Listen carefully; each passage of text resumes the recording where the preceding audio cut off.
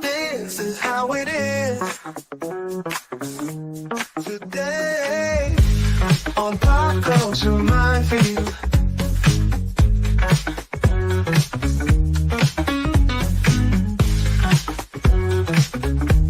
This is how it is today.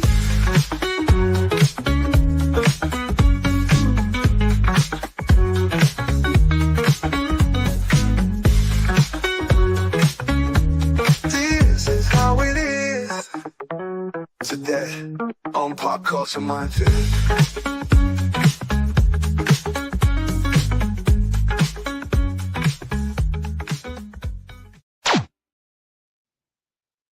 Yeah. Oh, yeah. Happy Monday. Survived another weekend. I had a fun phone call with my daughter last night. She calls me in the middle of the night. Hey, puppy, what are you doing? I was trying to sleep, thank you. Now, she called me while I was right when I was wrapping up doing artwork. And we just talked for a little bit. Having some, she's like, she's anxious with all sorts of stuff happening right now with the company she works for, plus all the art she's doing. And now she's finally broken down and started doing her own tattoos. And she's gone fucking crazy with that. She's drawing all over her body right now.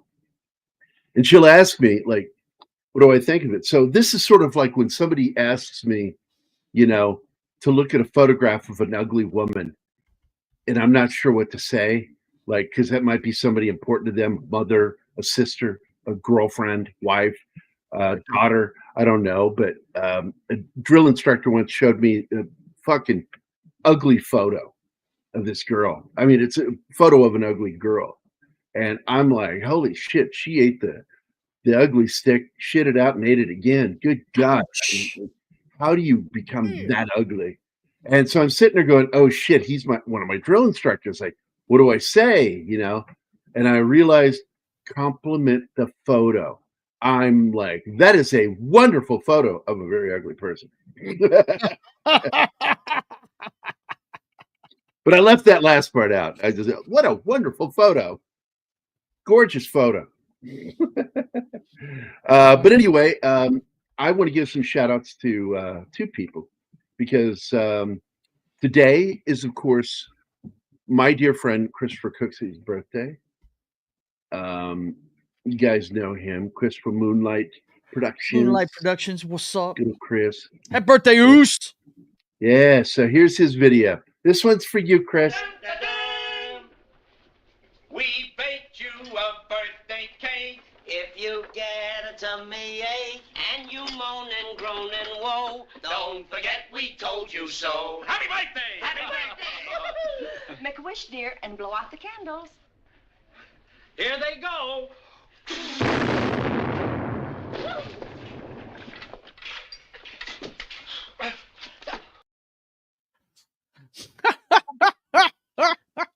He blew the cake, not the candles. So happy birthday to our dear friend Chris. And then, of course, also yesterday was Harrison Ford's birthday. He's officially 83 years old. Wow. And Ready for another Indiana Jones movie. Hasn't quite entered Clint Eastwood area yet, but he's getting there. Yeah. Don't jinx it, now Marty. both of my sons were due on July 14th or July 13th. And they both came out on July 16th. So both my sons were born on the same day. Wow. So in 2 days, it will be my sons, Sean and Benjamin's birthdays. They're 9 years apart. So like my son's like, you couldn't round that up and just done that exactly in a decade. Right. Were you adhering to a schedule or something? He only gets to bang once a year, Martin. I was told that men are like women, but instead of monthly, we annually become excessively productive one time a year. And apparently between October and the end of November is my time. And I just tell women, avoid me, October through November. I'll go hibernate. Because if I look at a woman wrong, I'll knock them up. So, and Martin, do you miss those days when you had hair? Not really.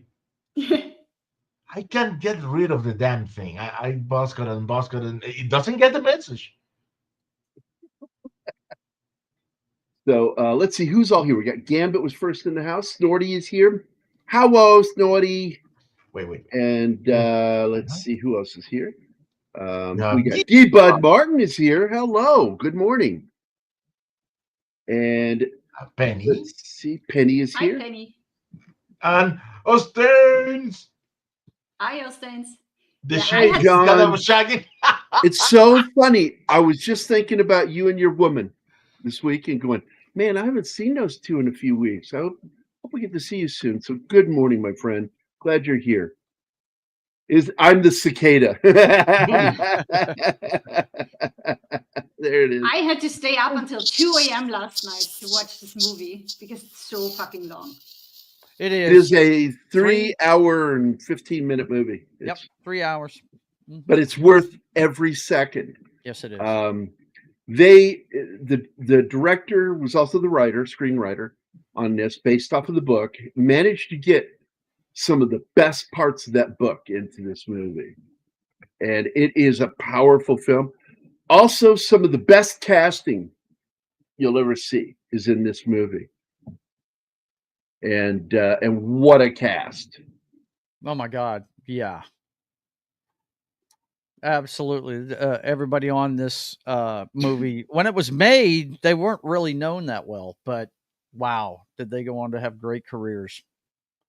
Well, yeah, you've got Sam Shepard, who was a playwright at the time, playing Chuck Yeager. You've got Ed Harris nailing it The man. as John Glenn. Hell yeah. Dennis Quaid nailing it as Gordon Cooper or Gordo Cooper. Scott Glenn playing awesomely as Alan Shepard. You got Fred Ward just killing it as Gus Grissom. You've got Jeff Goldblum is in it too, by the way. Plays one of the recruiters there for NASA, or what is becoming NASA. You got Lance Henriksen as Wally Schirra. You've got Scott Wilson playing Scott Crossfield, another pilot. You've got William Russ plays Slick Gooden, who is a real pilot in the test pilot program. Harry Shearer is in this, by the way. He plays the other recruiter with Jeff Goldblum. They stole the show in all their scenes. They were both so fucking funny. What? After hearing you naming that cast, I had to ask, what I'm not was it done. the show about this? This is we were to discuss the Disney show. No, I'm never going to talk about that show. So back to this great cast. You've got John Dehner, a famous television and film actor. He's in it, plays Henry Luce, one of the guys in charge there. And let's see, who else did we have in this film? David Clennon is in it. He plays one of the NASA engineers. You've got, and David Clennon, of course, was Palmer in The Thing. You have another The Thing alum with Donald Moffat, who played Gerry in The Thing. He plays the part of Lyndon Baines Johnson, that fucking son of a bitch. What a piece of crap he was as a human being. Yeah, no doubt. You've got Veronica Cartwright is in this, famous from Alien. She played Lambert. She plays Betty Grissom. And really, Mary Jo Deschanel, yes, she's a Deschanel, plays Annie Glynn, which she just played wonderfully. You just love her character. In fact, she is the mom of the Deschanels. Yes, she is. You got Royal Dano, television star, in movies too, but he's mostly known for television. One of the best roles I remember him for is the lightning rod man from Something Wicked This Way Comes. That's Royal Dano. Great actor. He plays the minister that sings the gospels over the dead and delivers the horrible news that the test pilots have been killed. Kathy Baker. I've adored her since she started. She plays Louise Shepard. And you got Pamela Reed. That's the actress who played Schwarzenegger's partner that gets sick in Kindergarten Cop. Yep. He has to substitute for her as she's puking and shitting her guts out.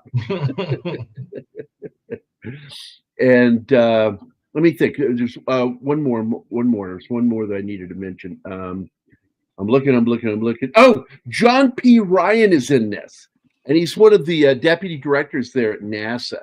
And most people remember him as playing the dad in It's Alive. And he's got that curved rib cage condition. It's the same thing Joaquin Phoenix has, where his shoulders roll forward. He has that, and I don't know if that's from scoliosis or what, but he had it really pronounced. And it's something I noticed the first time I watched him in a movie, which was It's Alive. Kevin Pollak is in it, but I don't know what the fuck he plays in it. But here's one of my favorites, is that Chuck Yeager plays the male bartender. Yep. Fred the Awesome. bartender. Oh, and Barbara Hershey.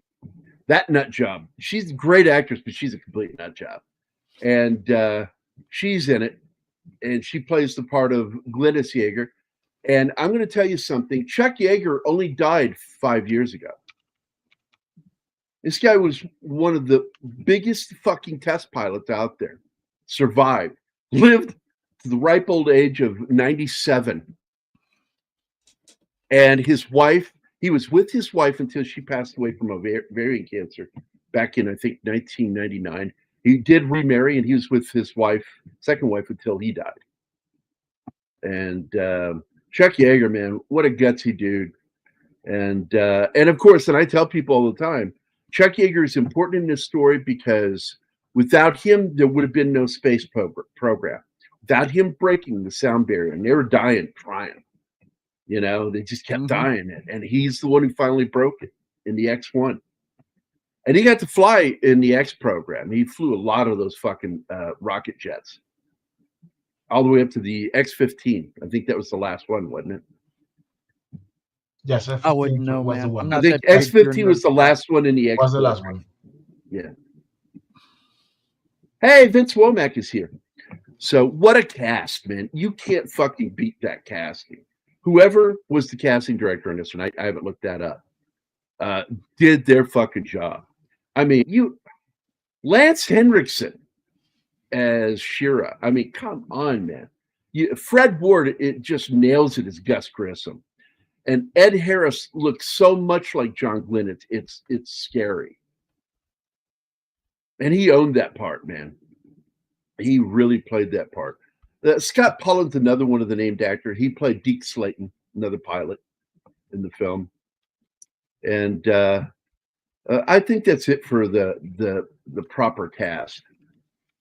And then you had some real people that are in the movie. Yuri Gagarin is in it in archival footage. Ed Sullivan, John F. Kennedy, as well as in one shot, oddly, Lyndon Baines Johnson in the background behind Kennedy. I'm like, oh, that's not the actor. That's the real guy. So Meth is here in the chat, but not on the show for some reason. He should be here. He has a link. Sometimes people are busy, man. You know, I don't care. And some people, want 'em here. sometimes people don't want to hang out with us. Oh, Some people just can't stand it. come on, bro. It's not like that. Guarantee you, Mephisto would love to come in here and troll you if he had the time. He's got shit Yeah, to do. he said that before. It's difficult for him to join us on Mondays. So if he has time, he joins, but mostly he's busy. You know, he lives to troll. Come on. You know. So I'm going to look to see who the casting director was on this. Because that's just, I cannot believe what a great job they did in the casting of this film. This movie was, of course, shooting at the time that Blade Runner and The Thing came out, which is interesting. and it was released in '83. And I remember going to see this in the movie theater. I was just blown away at what they did. The soundtrack was originally done by John Barry, and John Barry got so frustrated with the producers that he just walked out. He stopped responding to them. And so they were forced last minute to find somebody. And of course, Irwin Winkler, you know him as the piece of shit that took Rocky away from Stallone and won't give it back to him, sell it back to him. And of course, Robert Chardoff is the other main producer on this. But Winkler had worked with Bill Conti with Rocky. So he reached out to Bill Conti. And Conti, in the last minute, he was hungry at the time, too. He was not working when he got this gig. And so there you go. By the way, the Deschanel father is also the director of photography for this film, if you didn't know that. Caleb Deschanel. Because you mentioned that's the mother, and I'm telling you, the dad is the photographer of the film. Oh. And Lynn Stallmaster is the casting director. Now, that is a name, of course, I fucking know, because he has worked on some amazing films. First Blood, Superman, Heat of the Night. We'll forget that one movie he worked on, Battlefield Earth. Yeah, we'll forget about that one. Boy, That's a guilty pleasure of mine, to be honest. Guilty pleasure, huh? Yeah. He was the casting director for the movie The Program, Double Jeopardy. Oh my God, Stay Tuned. I remember that movie. Oh my God, comedy that this family plays in a contest and they go to hell to play this contest to get out of hell. Another film that I love that I bet you none of you remember is the Tom Selleck movie from 1992, Folks. Nobody? Yeah, no. I don't know. I was never a big Tom Selleck fan. The only one I remember from back in the day is Runaway. That's the only one. He did Frankie and Johnny, The Doctor with John Hurt. He was the casting director for the Teenage Mutant Ninja Turtles. Another forgettable film, Bonfire of the Vanities. Oh, there's a few. Oh, these are really not good films. Let me find one. I will mention this only because my boss worked on it. Casualties of War. Oh, yeah. Don't talk about that one.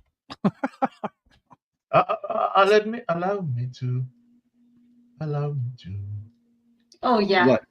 Kill it. I'm on the wrong window. And by the way, he is the casting director for a movie that I'm closely connected to, Lady in White, by my friend. You have been banned, my friend. By the way, I cracked up Frank LaLoggia the other day. And because somebody mistook him for somebody else. And so I jumped in on it and I said, LaLoggia, isn't that just a fancy way of saying Loggia? You know, like Robert Loggia. And by the way, Robert Loggia directed some television too. He did a few Magnum PIs. And and then that was it. Confused him with Frank Langella. I said, then of course you brought up the name Langella. It's like, I mean, they're both Italians. They have that connection too. And do you think all Italians like pastrami? ? And then I wrote, I'm sorry, my ADHD is really acting up today. Frank fucking loved that. You're such a shithead. Well, he's a shithead to me. You've hadn't seen him. He fucking makes fun of me all the time. And so I was shitting on him back. LaLoggia, isn't it just a fancy way of saying Loggia? Joe, we stopped off at Bob Evans. Is there still restaurants out there? I thought they all closed down. I thought the chain closed down. Oh my God. I used to love taking Zoe to Bob Evans in the mornings here in Springfield. And that broke my heart when they closed down. No. That was one of those places where you could go get breakfast any time of day.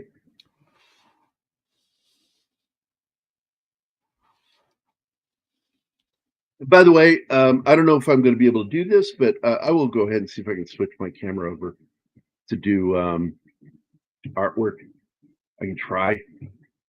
Things have not been working There is very no well try. with StreamYard. It's either do or do not. There is no try. But as my dad always said, when you say try, you're already admitting to failure. And so my dad was doing Yoda before Yoda. Nice.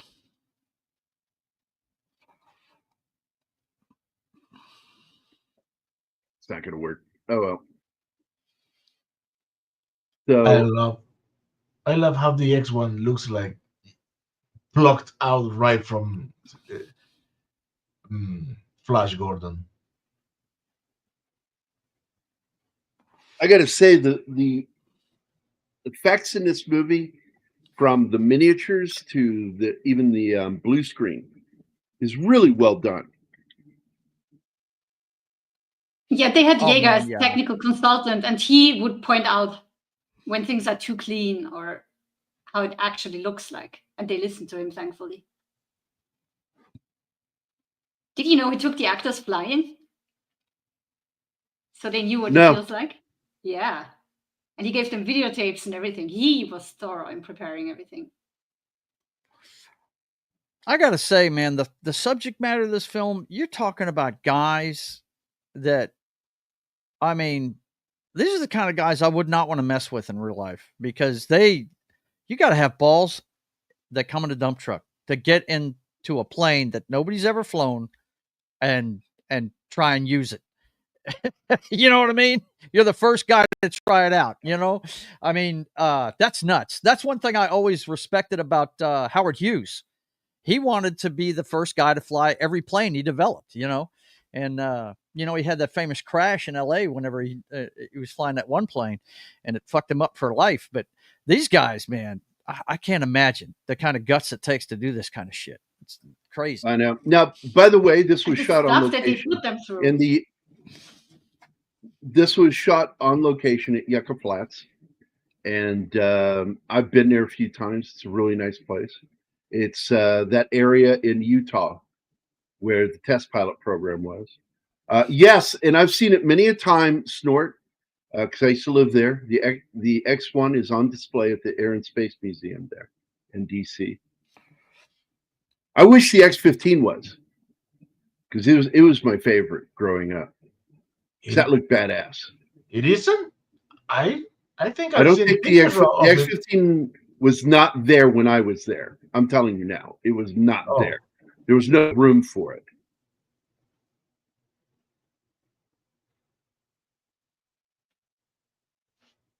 So I was going to say something. Oh, man. I tell you what, man. I haven't seen this movie in a long time, but I remember it. It's a cool window into the late 50s and early 60s. You know, it's really cool. The music's incredible in it. Mhm. I love the Yep. soundtrack. Not just the composed music for the film, but I love the songs in it. Tennessee Waltz, all those songs are in there. I love the way he plays Chuck Yeager here. That girl, she's like one of those girls who wants to sleep with all the fucking test pilots. Oh And no, she's like she asked that stupid question, you know, how do you get your picture on the wall? You know, and which is echoed later when Gordon Cooper says something similar, not knowing that those are photos of the dead. Yeah, he broke a rib, and just like in real life, his buddy that always kept, you know, freely giving him Beeman's gum, fucking cut off an industrial broomstick for him to reach across, latch it in, and close the hatch, lock it from the inside.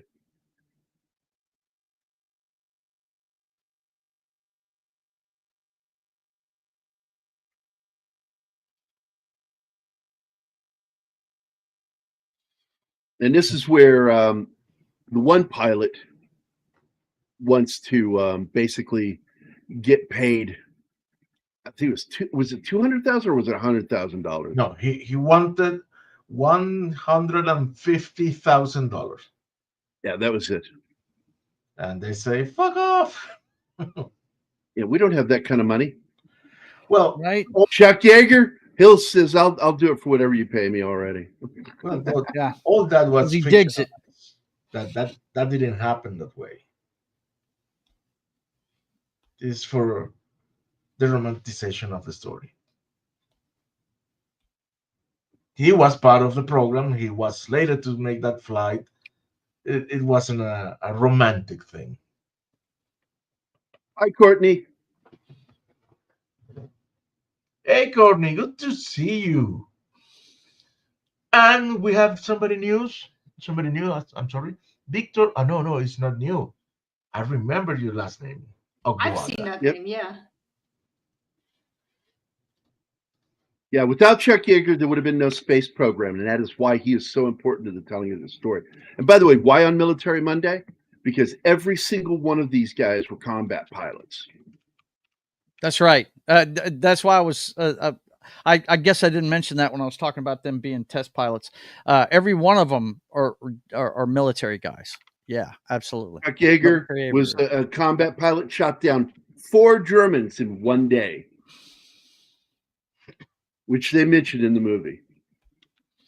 These were all combat pilots, some decorated, but they had that one thing that was necessary to be in that space program. They had Guts. the right stuff. They had guts. That's it. They had the right stuff. Yep. Balls of Still- steel, I mean. Mm-hmm. Yeah, strap your ass on a fucking rocket, because that one guy is talking negatively about him. Clennon is sitting there talking kind of shit about the NASA pilots, because he's like, you guys are the one. And then finally you see Chuck Yeager defend him and goes, man, that chimpanzee doesn't know he's strapped to a stick of dynamite that could blow up at any moment Right. underneath him and blow his guts all across the sky. It takes guts, man.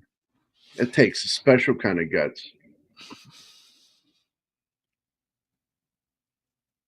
Yeah. I mean, And I will say it now, just so you guys know, Navy and Marine Corps do not refer to themselves as pilots. They refer to themselves as aviators. aviators. Yeah. They do this on purpose to distinguish them from the Air Force. And these guys are just another example of one of my favorite line in the movie Armageddon is when the president's addressing the nation before they go off on the mission, and he says, "Even the wars we've fought have brought us to today." Right? All the advancements. The reason why we went to the moon was because of German scientists coming up with rocket technology. I mean, I don't want to be an asshole, but the head of NASA was a pin carrying Yahtzee. He was a member of the party. That's what I'm saying. The wars we fought have come up with the technology that we used to get to the moon to begin with. And this is another example of it. It took guys that have faced death to do something that was going to kill them if it went wrong. You know what I mean? It took guys with the right stuff. Hence the name of the movie, Yeah, and the book. And the book is fantastic if you've never read it. Yep. You know what is the second best line of Armageddon? Oh, dude, I don't know. Well, yes. The second best line in Armageddon is, "Man, what are you doing with a gun in space?" No, and they don't want to pay taxes. Yeah, ever. That is the Again, best. ever. And by the way, this is important. That, of course, was Sam Shepard, who had gotten stuck on the launching pad for hours. And I like the way they show it because everybody else is just gulping water down, and he's sitting there having a pee, and they're just still drinking and going to the bathroom whenever they want to, and he's in there trapped in this rocket. And basically, Gordon Cooper's like, "Hey, man, you let him go in his suit, or we need to unscrew that hatch and pull him out." Yeah. And they're like, "Go ahead." But there was a real fear what might happen with his bodily fluids. Yeah, toxic shock. It can happen, man. I mean, dude, yeah. No. The drowning in it is the big fear. Oh, really? Shorting out was another concern, but going up in his suit in 0 G's, and Wow. the possibility that the urine could get up there and Oh my end up God, in his- yeah, I didn't even think about that. Good Lord. Wow. It's crazy. Anima's great grandpa. Oh my God, John. Nothing, Anima? Nothing? Where does in the Okay. house? I do actually have German roots. My dad's mother's family goes back to Germany. So I don't know what to say. And It by the way, left good before morning, World War 11 I, Alpha. though. 11 Alpha. Courtney is here. Who else popped in? No. Of course, we said hi to Victor already. We said hi to D. Bud Martin, of course. Yep. Good morning, everybody. So we are talking about probably one of the best 80s movies ever made. Yeah, yeah. And it doesn't get the love and attention it deserves. No, I was shocked it didn't get the Academy Award. I don't know what did that year, but my gosh, it should have been. This one should have got it. This is that kind of movie. It's on that kind of level, you know. You would think a historical epic like this would. I think it was nominated, but I don't think it won. I'll have to look that up real quick. Let me check and see.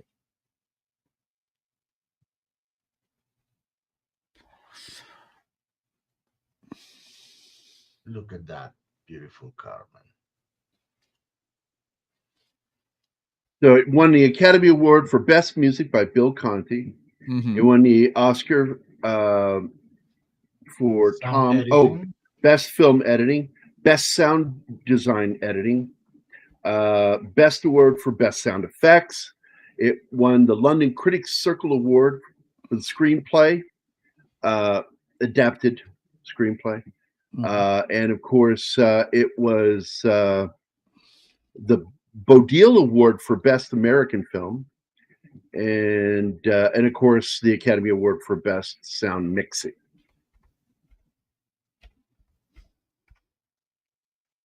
Let's see, and it was nominated.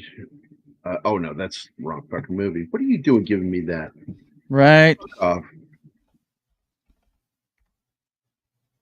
Yeah, the movie The Right Stuff won the Oscar for Best Film Editing, Best Original Score, Best Sound, which is technically Best Sound Design, and Best Sound Effects Editing. It was also nominated for 8 Oscars, including Best Picture, Best Supporting Actor, Sam Shepard, Best Cinematography. Ed Harris should have been nominated. Yes, he should have. My favorite scene in that movie was him. Yep. Yeah. Yeah, that scene when President Lyndon Baines Johnson, that piece of shit, fucking demanded to have a meeting with John Glenn's wife, who suffered from a stammer, who was so nervous about talking in public. And she did not want to do it. She kept saying no. He, what do you mean, no? So finally, the head of NASA tells John Glenn to get on the phone and tell his wife to do the interview. And he says, you tell anybody that asks you that I said you don't have to do that interview. And oh my God, that scene. And tell him your husband will be back on Thursday. Yeah. If you want to take it up with him. Yeah, that is my favorite scene in that whole movie. He is awesome in that scene. And then the head of NASA threatens to pull him. Yeah. And that's when you see them all come together. Yeah. And they'll like, you pull him, you pull us. Right. Who are you going to put up there? Who are you going to put up there? For your information, guys, the movie that won Best Picture that year was Gandhi. That's what it lost out to. Me personally, I think this one's better than Gandhi. It's a much better film. Yeah.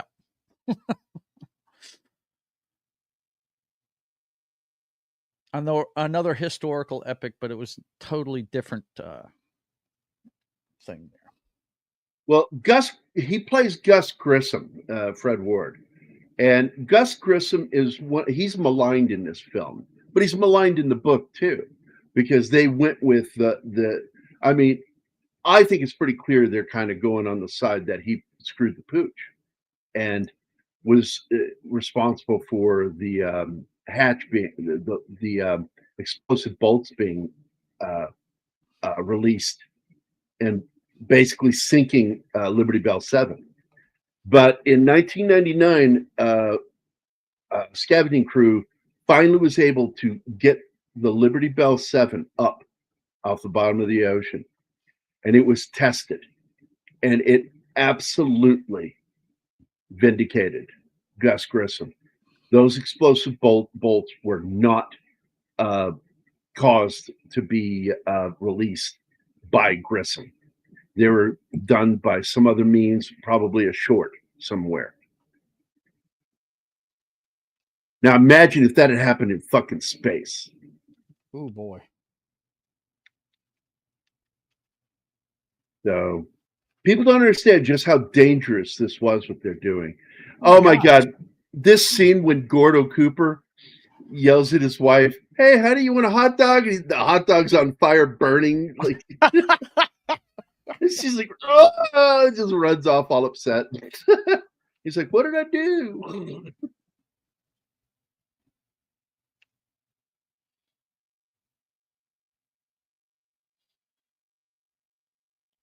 And of course, a lot of you might know the gentleman that plays the other pilot there that he was close friends with as from The Walking Dead. He played the little town doctor that ended up dying. Once a character becomes the heart of the show, he has to die.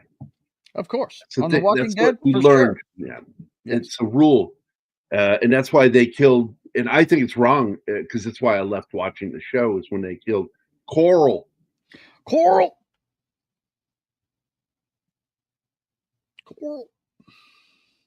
Well, he said so, but the fact is, it was not official, not in his lifetime.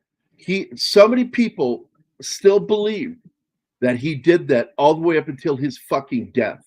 He died before he got full vindication.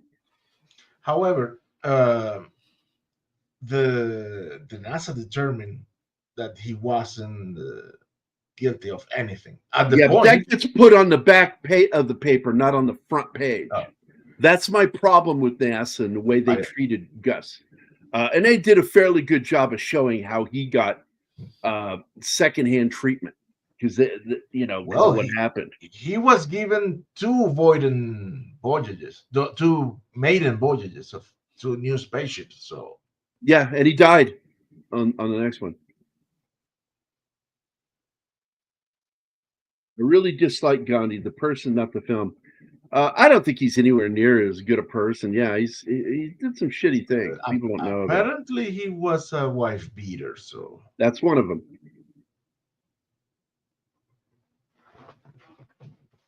Yeah, the film Gandhi is a good film, but no, this film deserved that fucking Oscar. I think it. This was the movie of the year, 1983.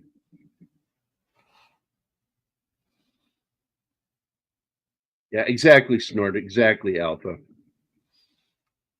The uniforms worn, suits worn in this are all spot on accurate. Of course, again, as mentioned before, Chuck Yeager was one of the technical advisors for this film. Oh, Penny she has to go. Bye, Penny. Have a Bye, nice Penny. day.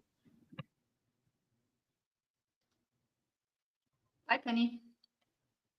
Well, something Father Weems told me once, he says, if you read about a lot of the saints, they weren't popular people. They weren't very well liked. And that's kind of one of those things. It's like you're a saint. You're not popular. You're a saint. And I'm like, some of them had reputations of being real assholes.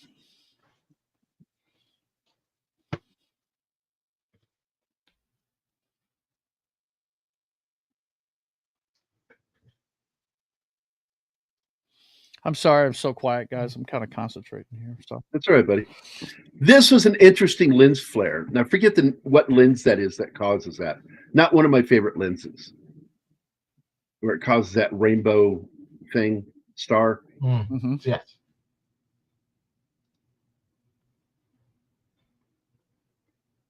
It does look very cool. Yeah, it makes its work of conveying that is an like seen into another reality.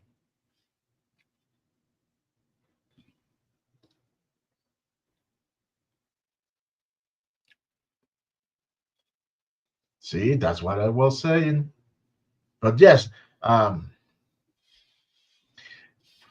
I mean,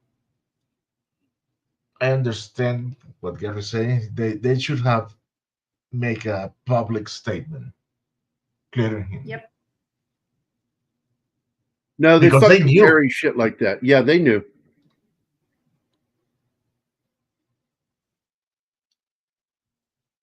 And he didn't finally get that public vindication until long after his death. That is sad. Welcome to Rock. Long time no see.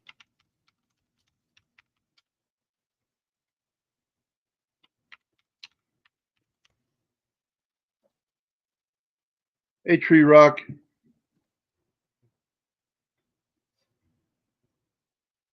Yeah, that didn't guarantee accuracy. Well, especially with the astronaut program. You need actual astronaut programs, someone that worked on it and is knowledgeable on that. Because, you know, Yeager never went into the astronaut program.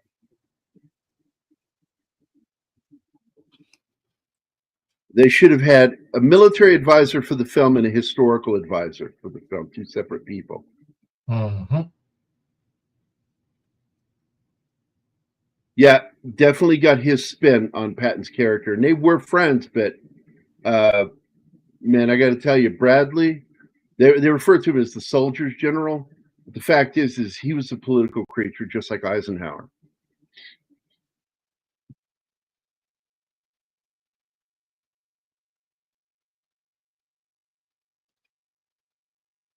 Yeah, he kind of rode on Patton's back because his success as an officer in the campaign against Germany was absolutely reliant on everything that Patton did.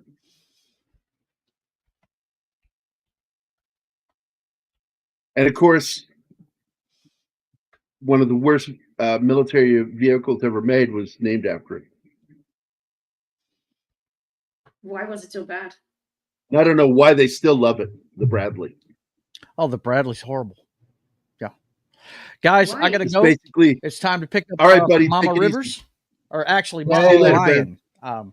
You guys take it easy. Thanks for having me, and you guys enjoy this talk about the Right Stuff. It's one of the greatest movies ever made. And Yep. The Right Stuff is guts, balls that come in a dump truck. That's what these guys were. Take it easy, guys. See ya. See you, man. Bye, Joe. So there he is. That's David Clinton right there. He, of course, played Palmer in The Thing on the left. On the right, that's Harry Shearer from The Simpsons. He does a lot of voices. Mm-hmm. That's where I know him mostly.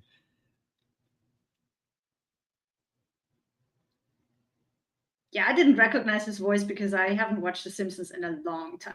It's just not funny anymore. Bradley was just as egotistical. Absolutely. You can't reach General without a strong ego. He just manifested his ego in a different way. And once again, I'm going to point out, Alpha, he was a political animal, just like Eisenhower. Ike was very political.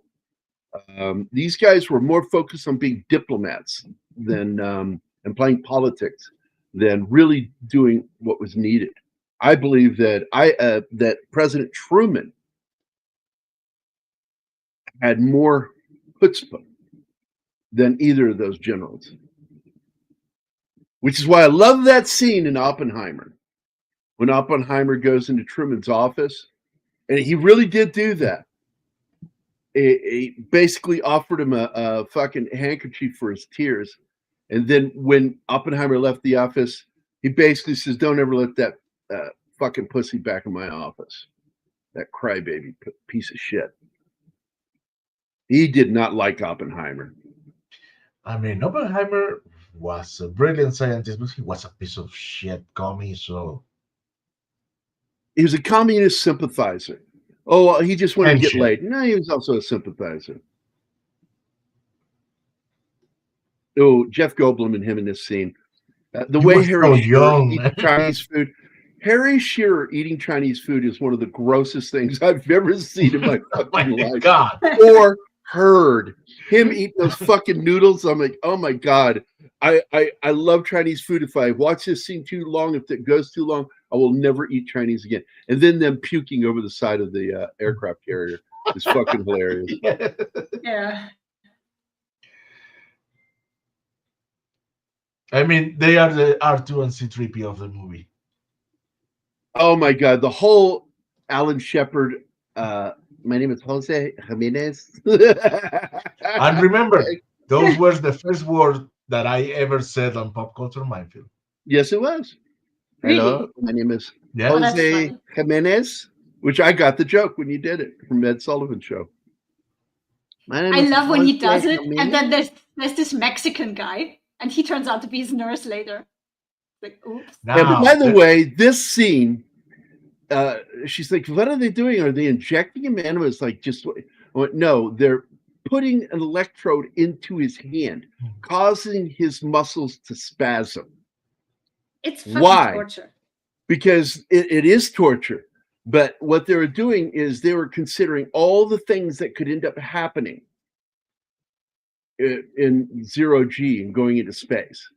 yeah, they And had to do that on my would time he as be well. able to do? Would he be able to do tests and all this shit? Because at this point, they weren't expected to fly or do anything. To the scientists, rocket engineers, they were just test monkeys. That's all they were. Yeah, basically, And it what was. they found out later was, no, we're fucking warriors. We're pilots, aviators, and you will fucking kowtow to us, because once they understood how celebrity worked, they used it against NASA to get their way. Indeed, but they have to. That wasn't his voice because he has very softly spoken. So for the movie, they read up his line with a voice more intimidating. Oh yeah, the Hispanic guy, it's clearly not his voice. That voice does not match that body. But it is funny later on when he's got that fucking balloon up in his bladder, and he's trying to walk to go to the bathroom. Please help me, por favor, Jose, por favor. It's in his. I Mate. thought they put it in his ass. Yes. Oh, it's in his ass. Okay, I Yes. thought it was Yeah. in his food. I mean, if they do that, why there isn't a bathroom in the same place where they are taking the Because they X-rays? have to make it to the bathroom. It's part of the test. Remember when I was in the hospital and I said something like that? Like, why would you put bathrooms? So when I had to go to the hospital to have my test done, the Oompa Loompa test, and I'm like, I look at them, I said, you give me something like that, and the bathroom is 50 yards away? Yes. Why? Who planned that out? Sadistic motherfucker. Because they gave me something that was going to make me evacuate. And I'm like, oh, I sure hope I make it to the bathroom. Otherwise, you're cleaning it up. I'm not doing it. I don't get paid to do that here. What's that about Nixon? Nixon was a hood. Yeah, right. Oh, Nixon is a much maligned, and now we know that you can't trust the leftist media because he was set up. Every single member of that break-in were assets of the CIA. All of them. Mhm. He didn't plan Now- that. How did that happen? Another thing about Jose Jimenez, which was left out of the movie, and I don't know of the book, is that the actor that played the character in real life, Bill Dana, he was well liked by all the astronauts, and they met him. They became friends, and Bill Dana was make honorary member of the Mercury program. There you go. I love the way that the other astronauts start laughing at them for being so fucking top dog. The fucking Marines. This always fucking made me laugh that Gordo is doing this shit all the time. You know, sleeping all the time. And he reminds me of Army because in the Army, man, especially me, I grabbed a wink every opportunity I got. If we weren't being watched, I love how they put that fucking fake mustache on her. Yes, it's obviously fake.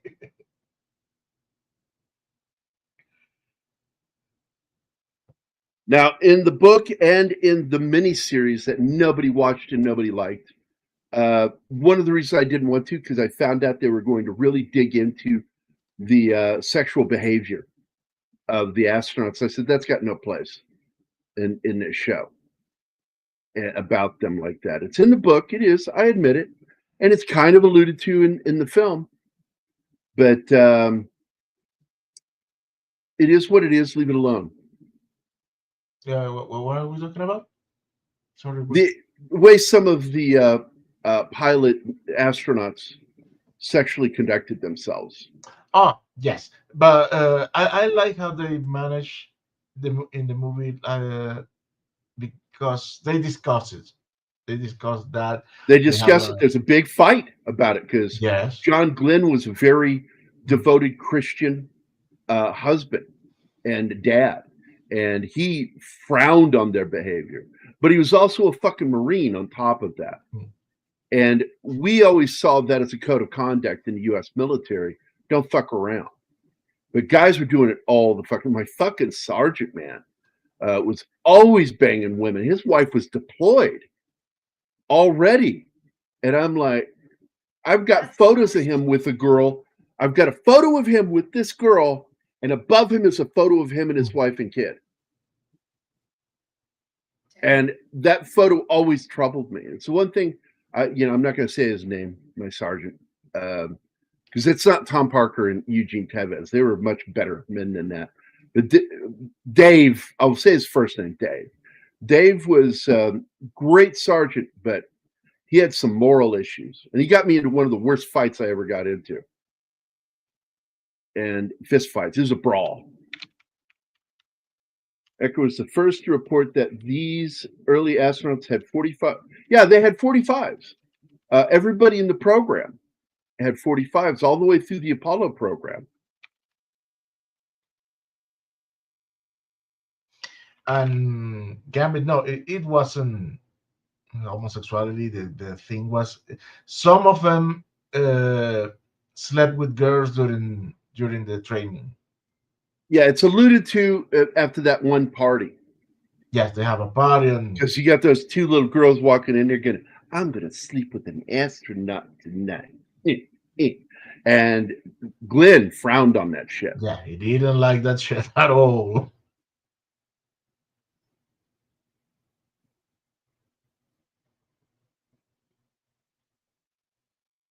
He was part of the Mercury program, Gus Grissom. Guy was just a gutsy dude and deserved better than what he got from NASA.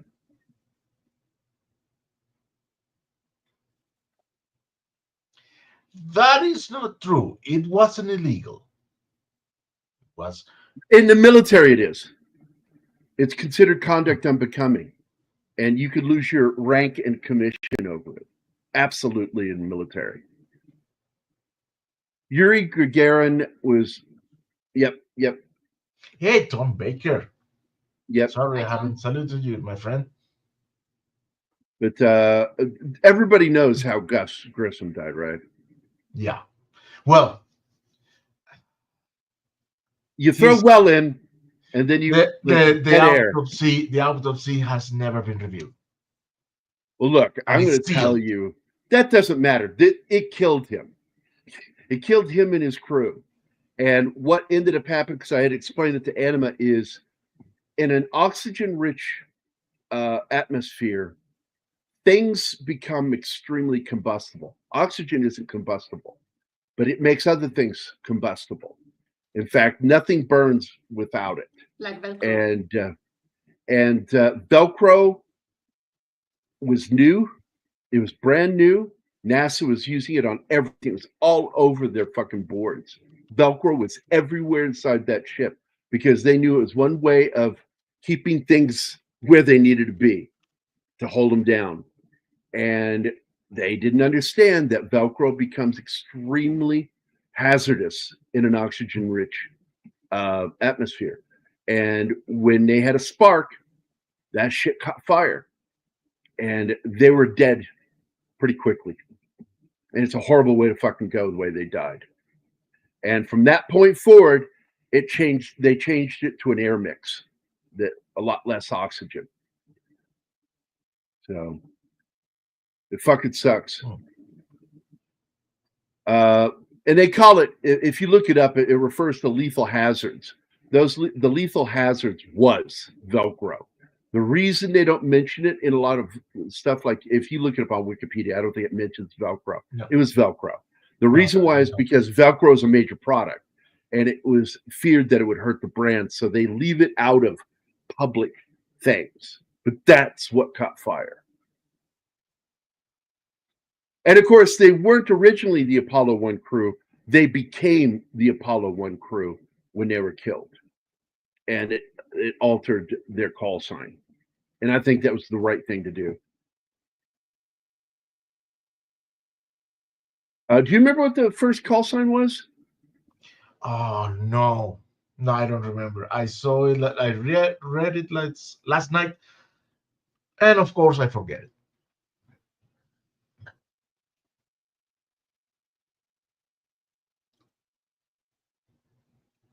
I don't know why I did that. I hold my breath. It was given Apollo 1, but it was actually a different one. And I can't find anything on it. Wikipedia is like the worst sometimes. I swear to God. AS-204. Yes. Was it 4? No, AS-204. AS-204. AS-204. That's what it was. They had not been given the designation of Apollo 1. But once they died, they were given that designation. I don't know why you go to IMDb for that. I go to Wikipedia for info like that. They have it. Well, Wikipedia often has information incorrect, or they leave stuff out. Like there's no mention of the Velcro, to my knowledge, on Wikipedia. No, there is not. And it was a test. It was a new test item that they had been just recently discovered, and they started using it. And boy, oh boy, it was a lifesaver until it wasn't.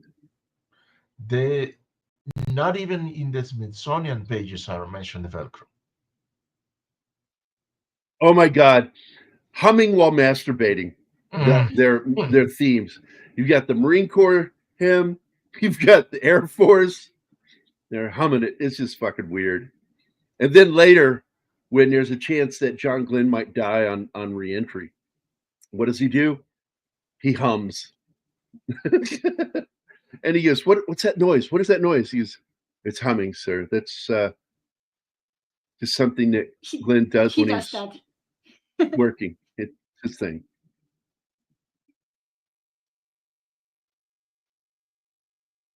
And by the way, Gambit, another film with Ed Harris in it, playing a different person. But I think that's great. Ed Harris is such a great fucking actor, man. He really is. If you've never seen the movie Appaloosa with him and what's his name? American actor with a Scandinavian name, Viggo Mortensen. Mortensen, yeah. If you've never seen Appaloosa, fucking get a copy and watch it. Wait, don't do it in 2 parts. Watch it in one sitting. Viggo is not an American. Viggo is a Spaniard. He's a Spaniard. Yeah. Is he from Spain? Yes, that was exactly the same face that I did when I What? Yeah. He has no accent. And he has that surname. Because his name is like Dutch or some shit, isn't it? Yes. I was what? Hold on. I gotta go. No, he's Danish. He's Dutch. Danish is Hold on. not Dutch. That's two different countries. He's. Hold on, I just opened it. Viggo Peter Mortensen Jr., Danish. Is an American actor from America. Yeah, but where was he born? I'm looking for where he's born. It doesn't say where he was born. Early life. Mortensen was born in Waterton, New York. Oh, wait, dude. What What fuck? the fuck? Because I know he's in a Spanish movie. I've got Yes, the movie. yes, and I have seen him talking Spanish. Bye, D-Bud. Oh, D-Bud's You going? have to go? See you, brother. Yeah, he has Bye, morning D-Bud. duties on other channels. Take care, We man. don't want Always Andre to dock appreciate his you, pay. dude. Everybody give him a hand. Come on. Round of applause for that guy. He's incredible. One of the Best hardest mod working ever. wrenches out there.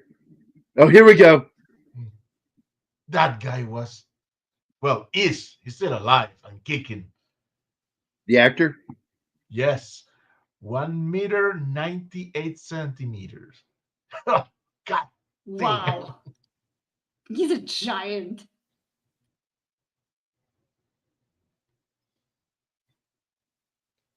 I think he was named best linebacker, I think. Like of ever. Oh, another thing I really loved in this film was the scene where they do their first press conference, and John Glenn and Gordon Cooper are competing for saying the most profound whatever. After Glenn has destroyed every possibility for anybody. Then Gordon Cooper takes up the challenge. Fuck it, I'm going to say something. I like how every time they get asked who's to go first, they all raise their hand. They all raise their hands. I mean, they've come this far. They are fighters.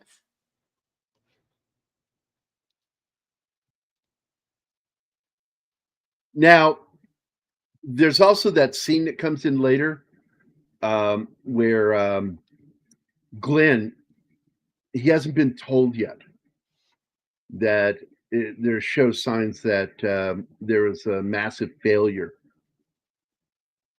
And I think the shoot, wasn't it? They don't know if it is or if it's just a mistake. They don't know. And he sees those fireflies in space, which has been attributed by many to be UFOs. NASA, of course, tried to answer it away. And NASA claims that the mysterious fireflies observed by John Glenn on his first orbital flight were actually condensed ice. Actually, they throw that actually. Well, do you have proof of that? No. We have no proof that that's what it was. That it was condensed ice crystals, small amounts of hydrogen peroxide from the rockets, and that they say this was confirmed by astronaut Scott Carpenter on the next Mercury flight when he banged on the craft's side, causing more of the flakes to break free. I don't know if that's really what the answer was, because a lot of people still believe they were alien butterflies or fireflies.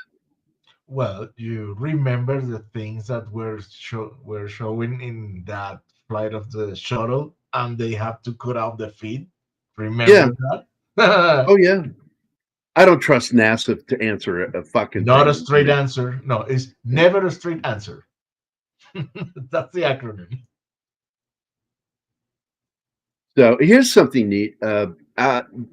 Scott Glenn was one of the only actors, to my knowledge, that refused to meet the actual astronaut that he was going to play. Why though? He wanted to get down Shepard's character and nuances by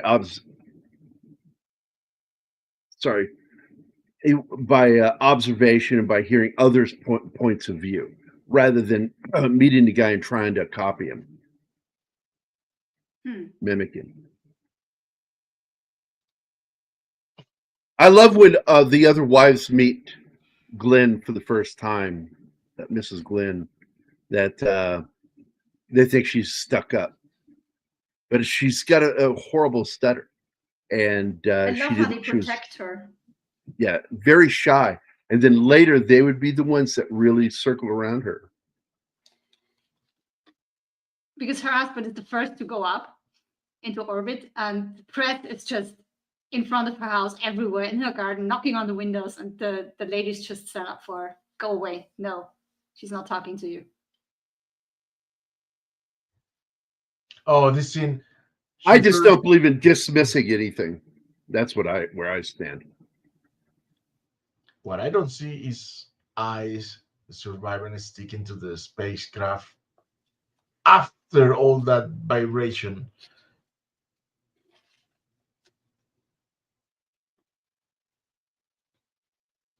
I like the previous scene in which Gordon's wife, she thinks that uh, Glenn's wife is stuck up because she doesn't talk back to her, and it's that she doesn't like to speak Yep. to strangers.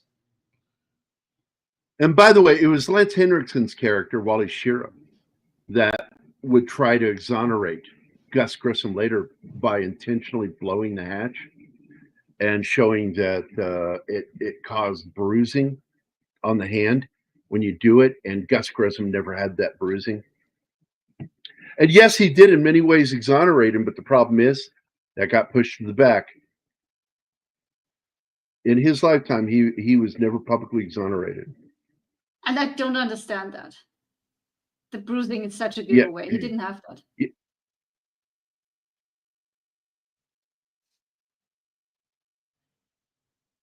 Maybe it was a fear to admitting the design flaw.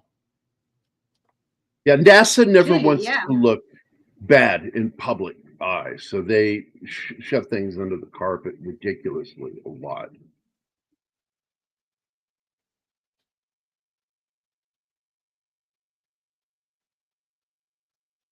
Did I see Deschanel's name again? Yes, Alpha says that the mother of Emily and Zoe. Yes, she is.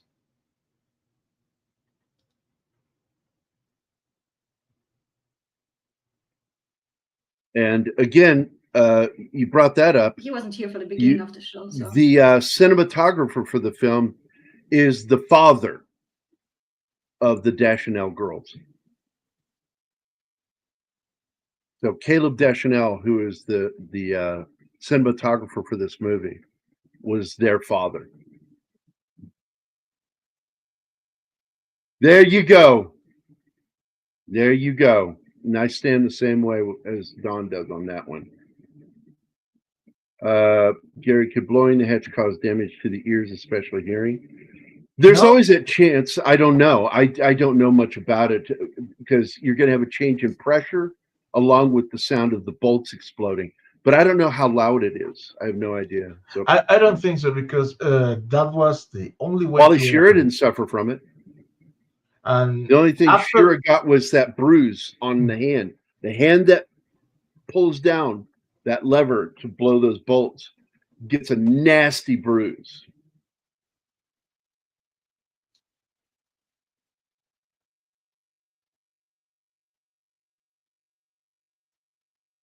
I got to tell you, man, not a big Alec Baldwin fan, but I love everybody in that movie. Their roles, they are all so fucking good.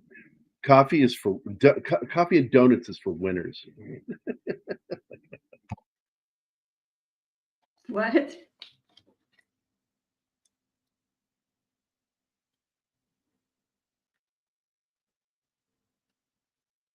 We have not done that Poet Society, and I don't know if we will. I don't know. It's such a dark subject matter, and YouTube might punish us if we talk about it. Yeah.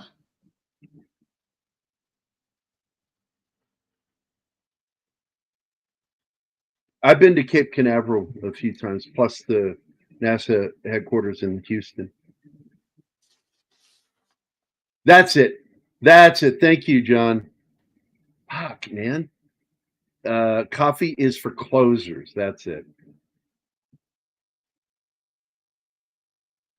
My cousin worked for the Air and Space Museum.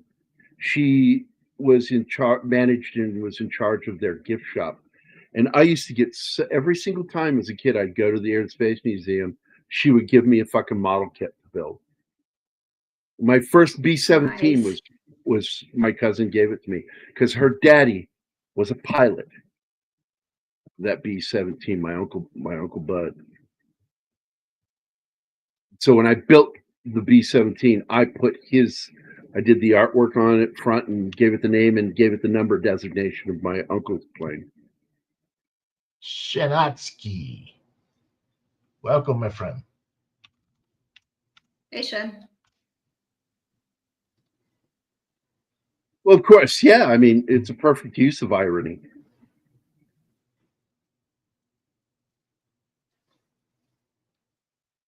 That's funny. Even though my cousin didn't work for NASA, she was an employee of the National Air and Space Museum, which basically promotes NASA. Low Spec Linux Gaming. Where? He's on Rumble. Hello. Good to see you. Oh, we're not seeing. I hate we don't get to see that. StreamYard goes out of their way to not work with us. Well, they don't want to work with Rumble. Well, they make a lot of their money off of YouTube, and that's why. Yeah, that's from the movie Glengarry Glen Ross. And I don't know which character it is, but one of the characters in the movie is not in the play. He was created for the movie. I don't know if it was Alec Baldwin's character or not.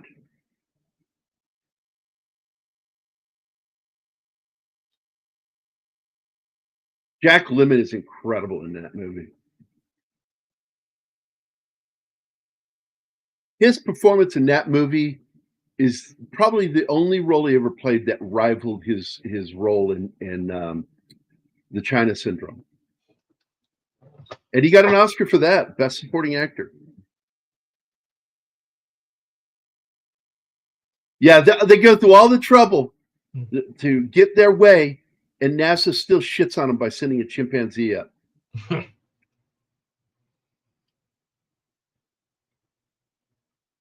God damn, man. Werner von Braun and his fucking people. And by the way, I pointed out to Anima that even though there's no real record showing it, there are things that he has said, if you pay attention, that he did believe in intelligent life in outer space.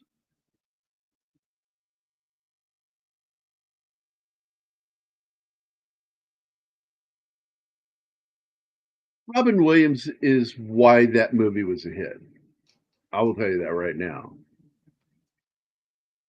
Oh, that him movie as a would have been, yeah, as good as he was. No, it's Robin Williams is why that movie was a hit.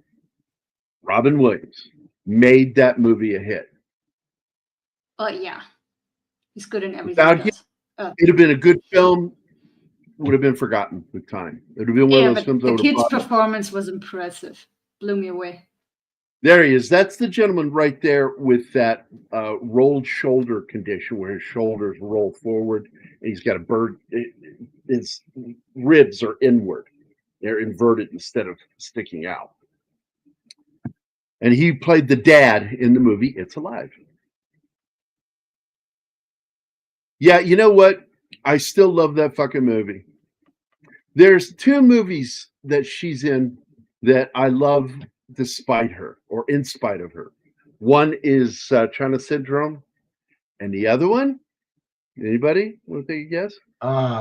That's the one. Oh my God, the chief made that movie. He did that movie. I can't remember the name with Donald Sutherland. No, not that movie. You're talking about Clute. And I do like that film. I do like that film. But that's not the film that I love. But I do like Clute. Clute's a good movie. In spite of her. No, the movie that I love, I like Barbarella, in spite of her. For the plot. There's one movie that I love in spite of her. And that movie is The Electric Cowboy with Robert Redford. Haven't seen it. I love that fucking movie. That song, Glenn Campbell, I'm a rhinestone cowboy.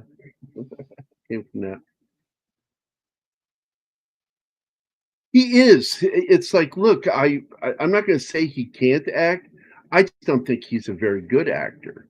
But he's had some performances that really I was impressed by, and his role in Glenn Ross was top notch.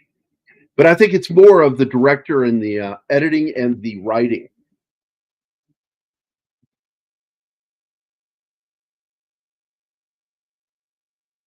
Yeah, I've never had a pinup of that woman. I did have some pinups, but boy, oh boy, my dad lost his shit when I put that Farrah Fawcett poster up in my room. Yeah, I don't he want didn't have that kind problems of. with the gay I don't one. want that smut on your wall. That's not going to be in my house. So I went and I got a picture of John Schneider, his Bo Duke, and I put it up with his hands in his belt line, a little bit of skin showing, a little bit of belly, very gay. Put that up on my wall. My dad was fine with that. I never So let weird. him live that down. Until he died, I would fucking poke fun at him. I'd bring that up. I said, "Hey, remember when Good. you were good with me putting up that really gay poster of Bo Duke from Dukes of Hazzard? You need to knock that shit off." Yeah, right, Dad. I put up a picture of a beautiful woman in a bikini, and that was too much for you. But having a fucking gay poster was okay. Is it you got some, and I would do this to my dad. I'm serious. He'd throw shit at me. I go, is there something you want to tell me, Dad? I remember one day he was like going on and on about the gay agenda, which I don't really disagree with, but I just felt like fuck with my dad. I went, you sure do really get emotional about talking about gay stuff. Like, are you? Because I know you haven't been with a woman in 20 years, so I'm just starting to wonder. Knock that shit off. Fuck you. I don't believe that. I can't believe you said. I just like fucking busting my dad's balls all the time. Tanya Roberts, yeah, she had an 80s poster. She did. There was, I think, wasn't she the one that played Sheena? And I think I had a Sheena pinup from a magazine that I kept. I couldn't put it on the fucking wall, but I could keep it around my desk. I think I put it on the left side of my desk where my dad couldn't see it.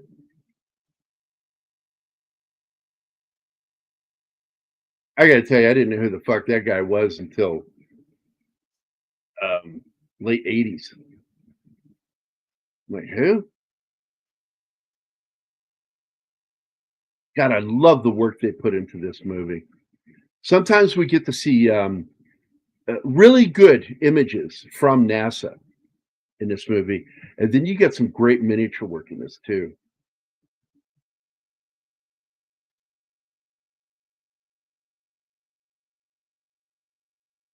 So Snortapupus wants to know if you have a Richard Simmons poster.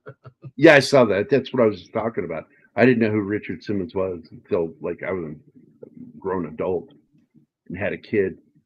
I can go on and on with those one-liners with Glenn Ross. Yeah, I It's a great noticed. film, man. I don't know if we'll ever do it on here, but it is a film worthy of talking about and seeing. Eventually I'll watch it with Anima, but you have to be ready to watch a one-act play, and people don't understand a one-act play is. And I try to tell them it's usually it's on one location, and you have one act for an hour and a half.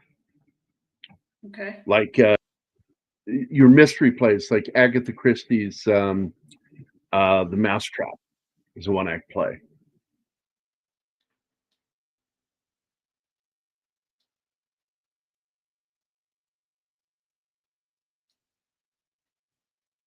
I'm a bad bear. There you go. Now, Gene Simmons, I knew who he was when I was a kid.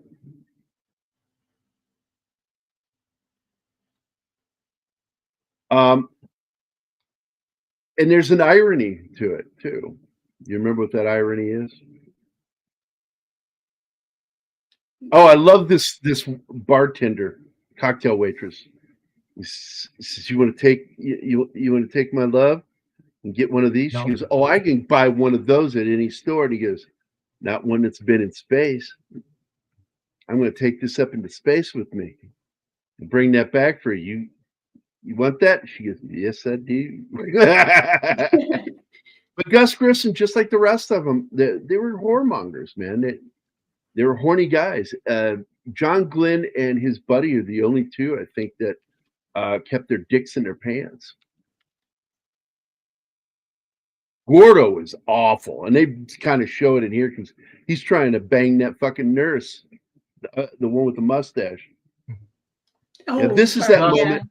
Now, Anima was really freaked out. Like, he's right there. Don't they see him? And I'm like, yeah, they see him. But they got to catch the fucking capsule. And the problem is, once it starts taking on water, it becomes too heavy. And they have to cut the line. And then they rescue him. Yeah, but he's in his fucking suit about to drown, and the capsule is the That priority? capsule's worth more than him. Sorry, baby. That's fucked up. Wait. Apparently, the portrayal of him almost drowning and being desperate. It's not was- real. He never Exactly, came close. It's not real. Yeah. He was treading water, waiting for his turn. But this is all for drama to show him in a panic state, which is why my one beef with the movie is I believe the film intentionally, visually tries to make it look like he was. That's the grasshopper Yes, helicopter by Sikorsky. in fact, all the real astronauts, they despise the movie for that reason, for what they did Yeah, to us. they show him panic when he didn't panic.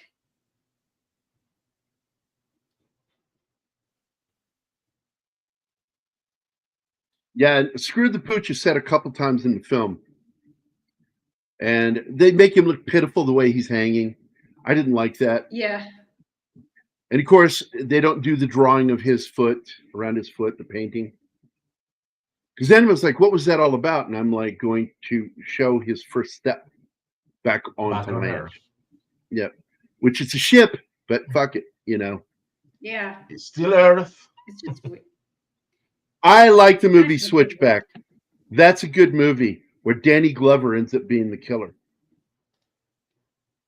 Yeah. I like that movie. Oh, haven't you seen even that. I spoiled it, but then you had to spoil it, Tom. Let me get the blame. Let me do that for you. That's what I'm here for. To ruin everything for everyone?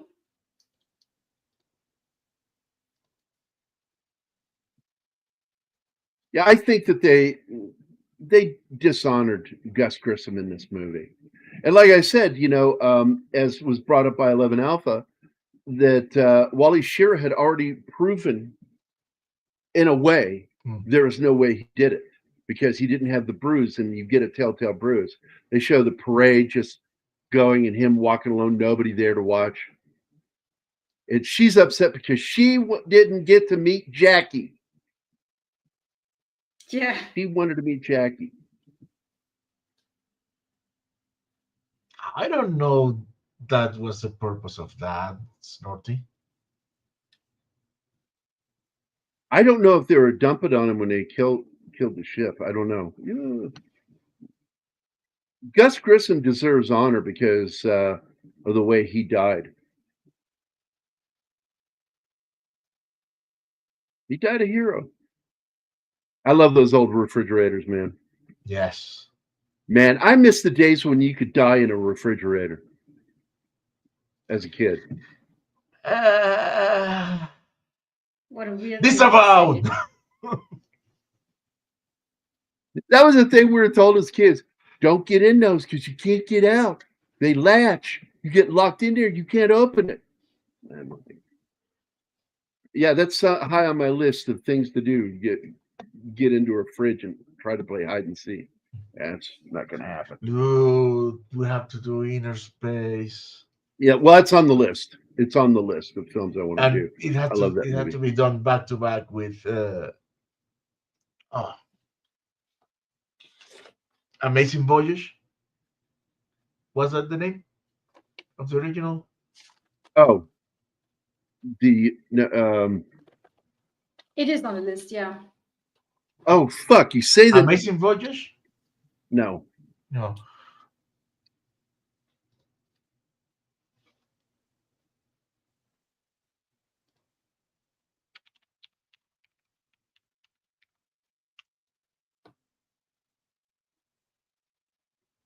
Fantastic Voyage. Fantastic Voyage. That's it. And it's a movie I'd like to do because I'm a big fan of that film. Yes.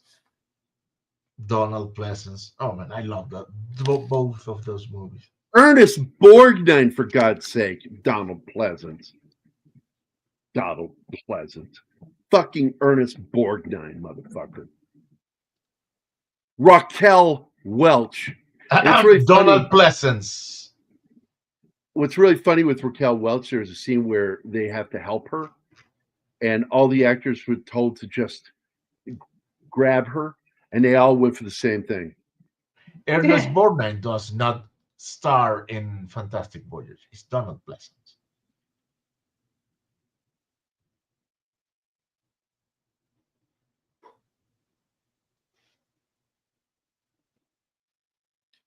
I am keeping out of this. Oh, the bar. When the bar goes down in flames. Oh man. Yeah. That was painful to watch. You know what surprises me to know that the female is the owner of the bar, and she is named Pancho. Pancho. Yeah, the lady. Yeah. Yeah, but that is a male nickname. It's a nickname for Francisco. Yeah. What the fuck? All of them are so good, Gambit, in their roles. Sam Shepard, I think he deserved a nod for the Oscar, but I also believe Ed Harris should have gotten a nomination. Do you know what Chuck Yeager said about Sam Shepard's interpretation? No. No, he said Sam is not a flamboyant actor, and I am not a flamboyant man. So he played me like I plane planes. That's funny. Awesome. Oh man, that dude was so freaking funny. He was a very quick-witted guy, Chuck Yeager. And that guy lived to fucking 97, man. He outlived his first wife and married a second wife and still managed to get another 20 years in, 21 years with her. I mean, he was fucking old when he married her. Doesn't that remind you of someone? Oh!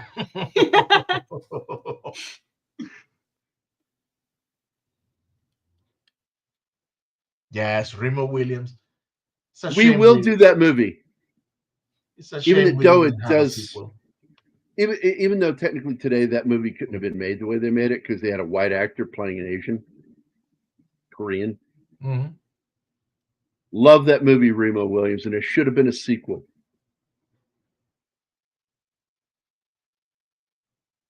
A lot of us were very brokenhearted when we didn't get our fucking second film. This is back before, of course, he became president after the assassination of John F. Kennedy.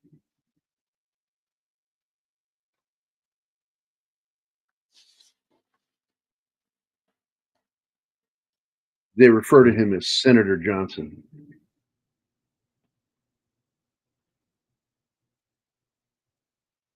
Oh man, and this guy had no style to give a new. The first thing they said to John Glenn is, "There's a problem with your wife." And, what? You don't say that, you motherfucker.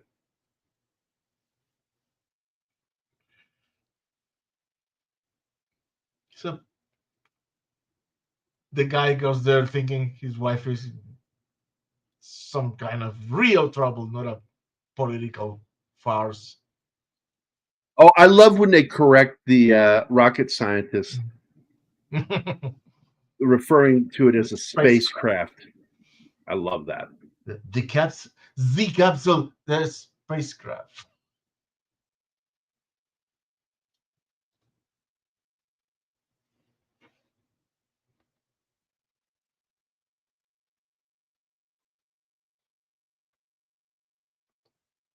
Yes, Tucker is a good movie. We haven't done Tucker, right? I don't even know that movie, so no. Now the problem, they give a trivia here that's technically not correct. The death of Gus Grissom, they say the reason he died is because they didn't have the explosive bolts on there. I said the fact is they just needed a quick release mechanism. They didn't have that opened outward. No, that hatch in the 204, the hatch open inwards. I just said that.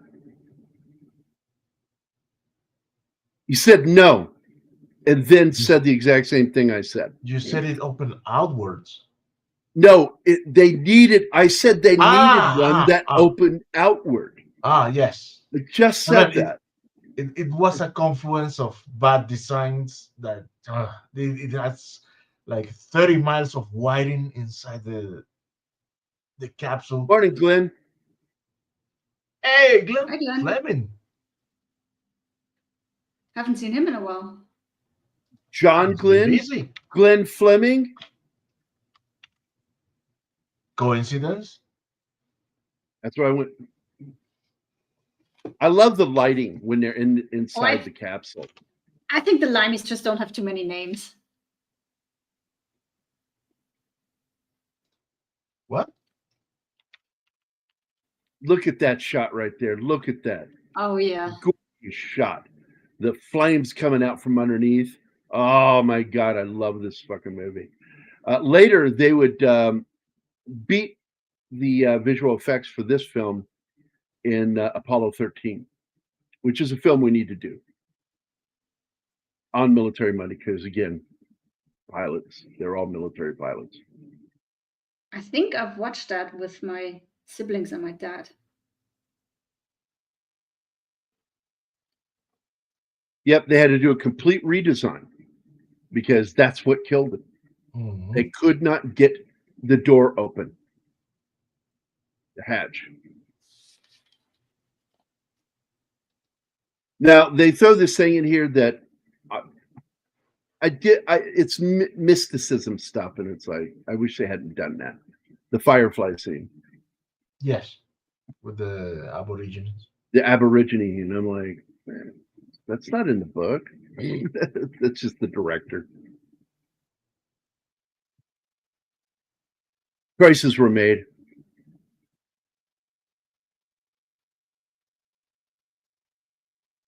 God damn.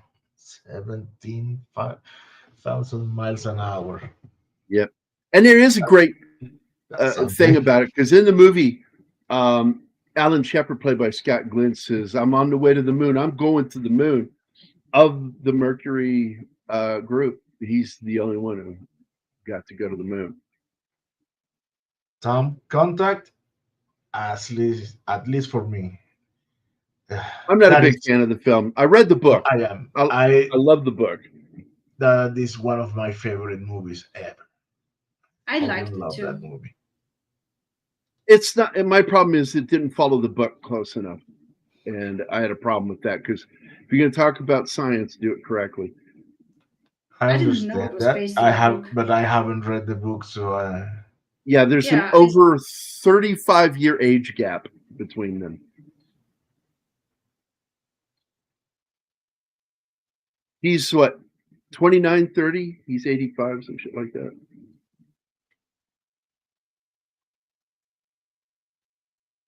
Oh, here's another thing that they didn't do correctly in the movie. He was never scheduled for 7 rounds around the Earth. It was 3 at most from the beginning. So they didn't cut his mission short.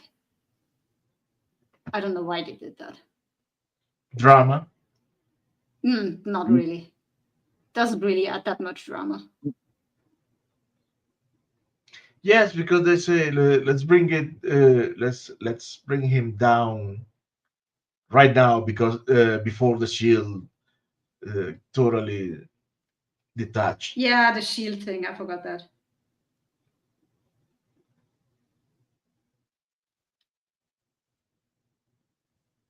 It's to add a sense of urgency. Don't get me wrong. I like that movie. Hidden Which Figures. one? I'm talking to, who was it? John? Yeah, John Ostains. Hidden Figures is a good movie. Hmm.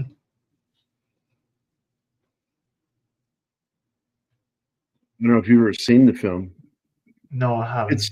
It's about the black women that worked for NASA that Yeah, crunching kind of numbers. crunching numbers and were hidden. One, they were women. Two, they were black, and so they could not be having that. But I do like that scene where the woman's like, why is she having to go all the way to a whole other building to go to the bathroom? Because she's not allowed into the whites only bathroom there in the building. Kevin Costner's character, I don't remember who he's playing. He orders them to make changes to that so she could go to the bathroom. He needed her there. Good film. It's a good film. Not great, but it's really good. I like that movie. Yeah, I like this. Get out of here, you gadgets. He's talking to the fireflies. Yeah.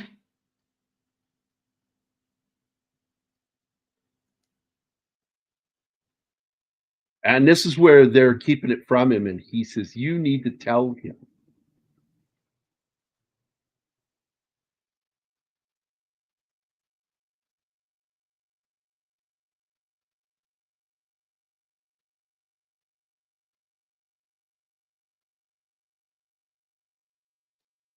Pretty messed up not to give him that information.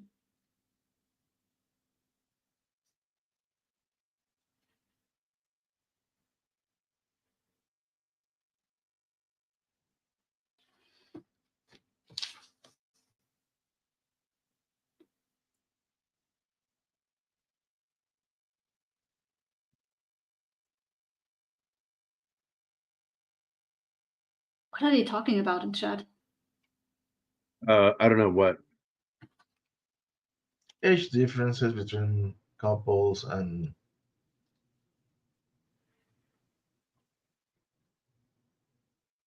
sorry, I skipped this one. The Order. One, that is a There's great one. fucking movie. I love that fucking movie. And Ernest Borgnine is in that one, Martin. Fuck you. I don't know. I haven't seen it. Station Zero. The only thing that's in that movie I wish wasn't is Rock Hudson. Did you know that Rock Hudson should have gotten marked as an enemy pilot for having destroyed so many American planes in one sitting when he was in the Navy? That's why he got kicked out of the Navy. Yeah. He caused the destruction of some planes, so he should have been considered an enemy ace. Wow. That's something his agents fought to keep suppressed. I got to be honest, I don't know. I've never read anything about them. I just like the movie. But I'm sure it's Hollywood. They're going to take liberties.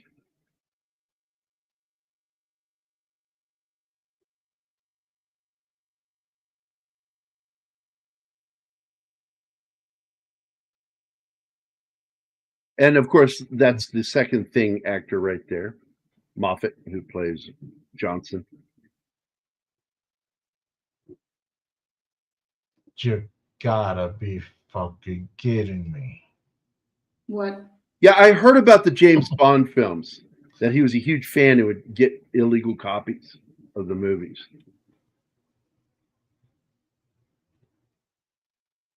$30? Wow. Oh my God. I like that. I like that too.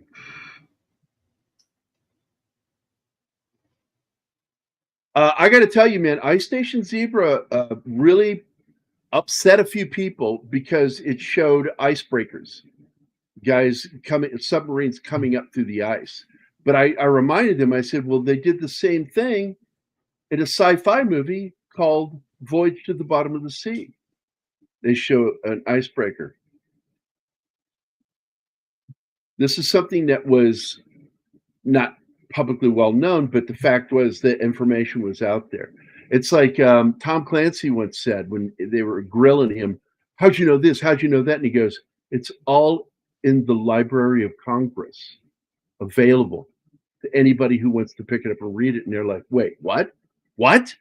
And they went and looked, and yes, it's true. Everything that he wrote about most of it could be found at the Library of Congress. And some of it that wasn't, he just guessed because he was that good of a technician. Not that good a writer. And that's why for years, and I've always wondered since he died, if we're ever going to find out who the ghostwriter was on his books, because I don't believe he wrote a lot of the narrative aspects and dialogue aspects of the books. I believe he would set up scenarios and focus on the details, because that's what he was, a details guy. He was Jack Ryan.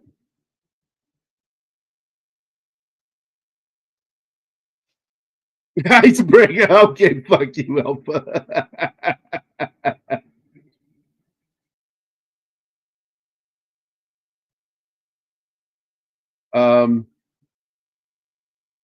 I love the movie Midnight Cowboy. I do like that film.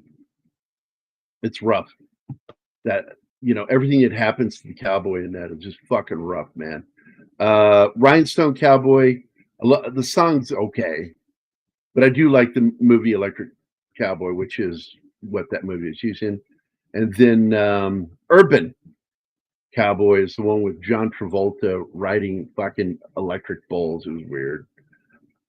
And I got to tell you, I know all about that movie. Never seen it. Never was interested in watching it. I haven't seen any of those, but everybody knows I had a late start to movies, so.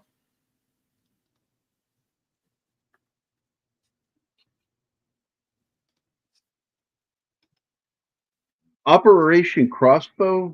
Who has that? Okay, that's a George Papard film, and I liked it, but I don't think it's as good or better. It's got Gene Hackman in it too, I think. Isn't he in that? No, I don't know. I haven't seen that. I like the film, but I think Ice Station, for me, I think Ice Station Zebra is a better film.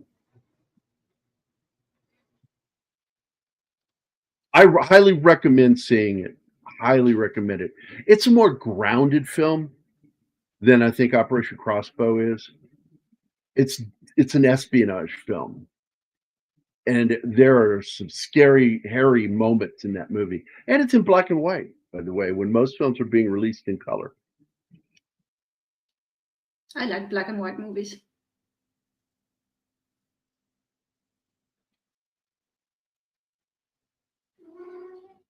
Wait, what?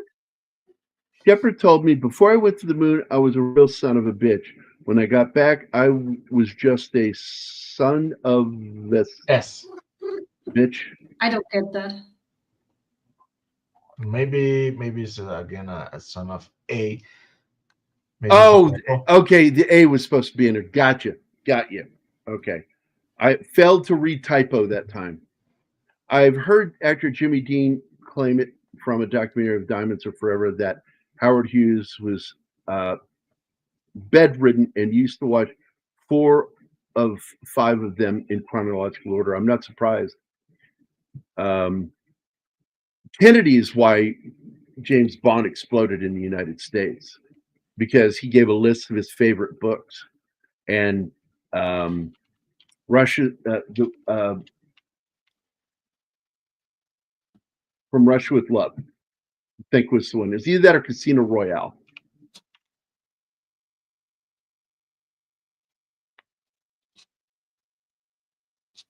We're doing that this week, right? What? From Russia with Love? Are we? I don't know. I don't know. Martin's in charge of that stuff. What? Yeah, Martin's in charge of that stuff. I don't know. No, I'm not. Well, let me go look and see.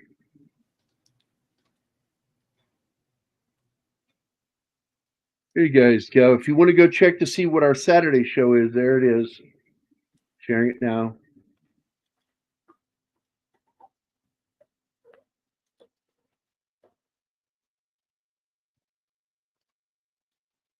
I love so much of the fucking photography in this film. And I love the way they're able to create tunnel vision. Because until you've had it, and I've had it. I had it really bad one time when I got knocked out on my feet.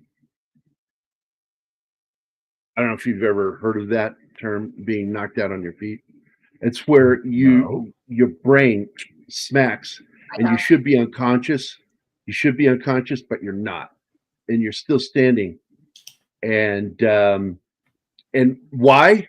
Because Alan Burrell, I love that guy. He was my sparring partner, and Alan had a reach on me by almost 2 inches, and we threw the exact same punch at the same time, and right as mine was starting to connect, his had already connected, and it jarred my head backwards, and I got fucking like stunned, and everything went very far away, like I was looking through a cardboard thing.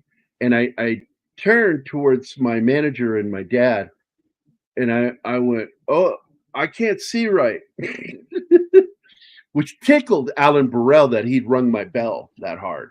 I got him back later. I knocked him flat on his ass one day with a left hook. Just fucking dropped him like a bad habit. He never saw it coming either.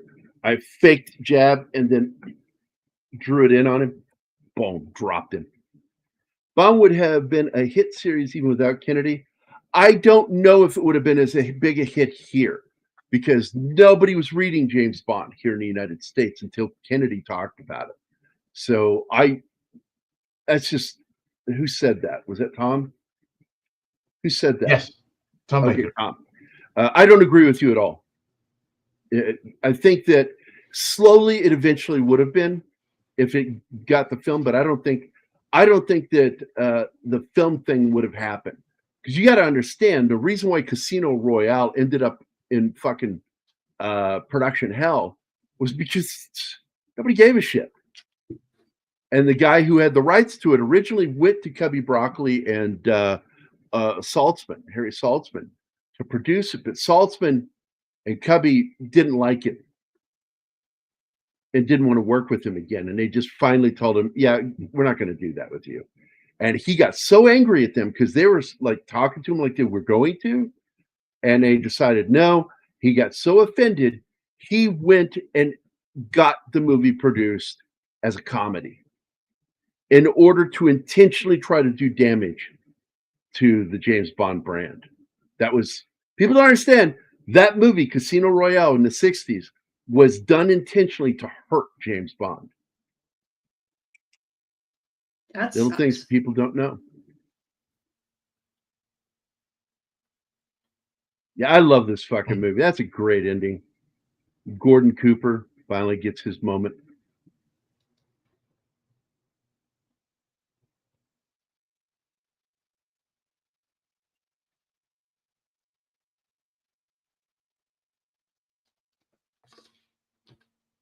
I had a good time watching this yesterday, even though it was so long and it was so late. I mean, I wouldn't call a miracle. There was a lot of good work involved in that. In what? What are you talking about? It's a miracle one of these boys survived. No, that is putting down all the hard work that was done. I do not agree with that. Oh, that's cool, Steve. I grew up in Cocoa Beach. Well, awesome. Space years. Goddamn right. I saw Glenn and Shepard running down the beach a couple times. Oh my God. Yeah, of course they were ripped.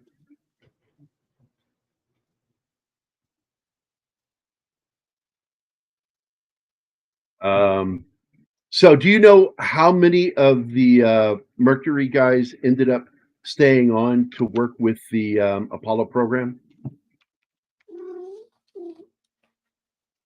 No, can't care to. Well, Shepard Shepard did, because he landed on the moon on Apollo 14. Well, yeah, he walked on the moon. He's the only one. but you had 3 astronauts that continued working with the Apollo program. That's Alan Shepard, of course, obviously, Wally Schirra, and John Glenn. Who also walk on the moon.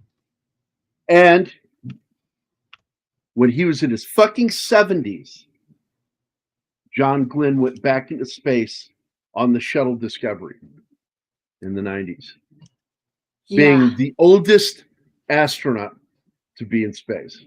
I don't know how he was even able to pull that off. Go back up Yeah, there. because that's a lot of G's launching on that fucking rocket. And he's in his fucking 70s. He did it, man. He did it. I didn't know that.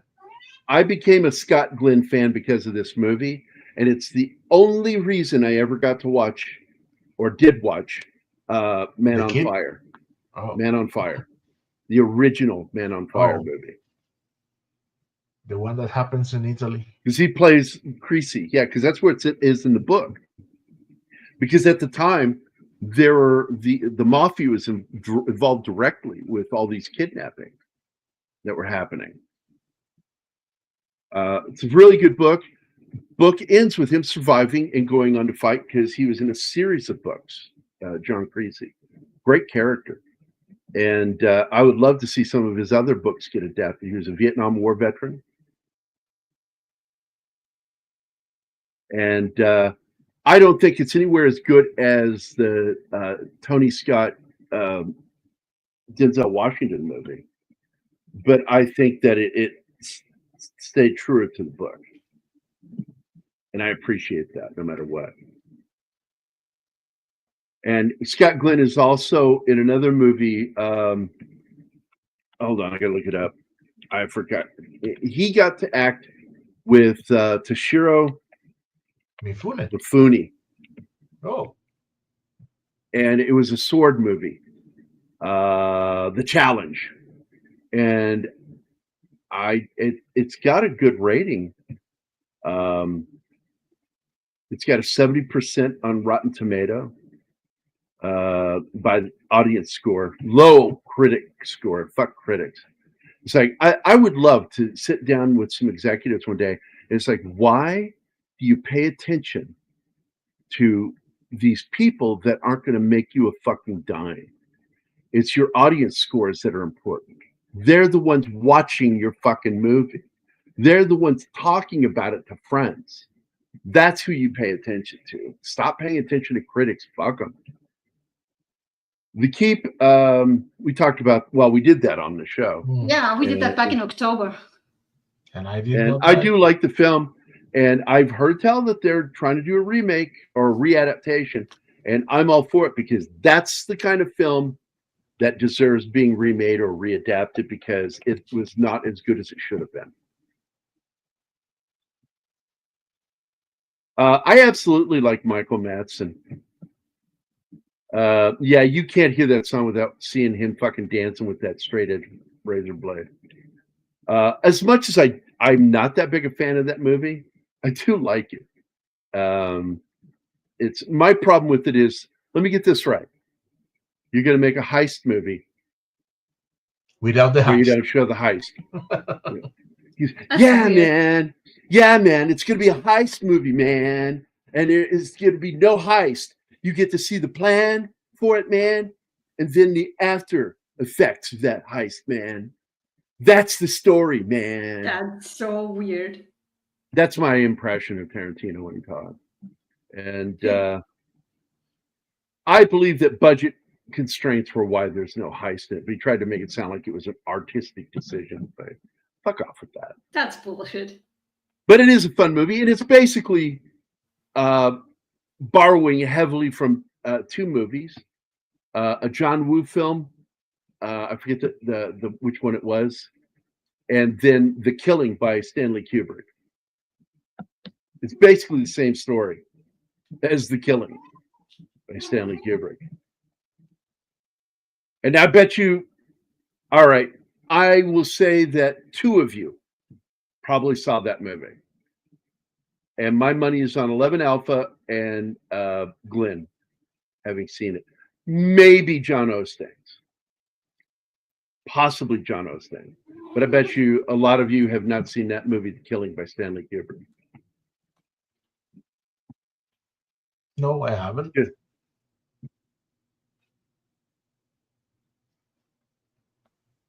No, I haven't. What? No, I haven't watched it. Oh, well, I'm talking about it in the chat. Let me hold. Have you seen The Killing? Stanley.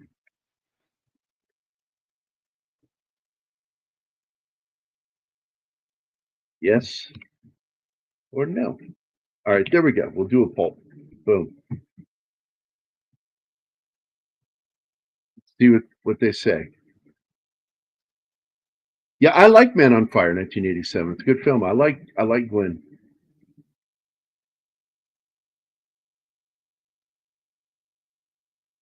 Yeah.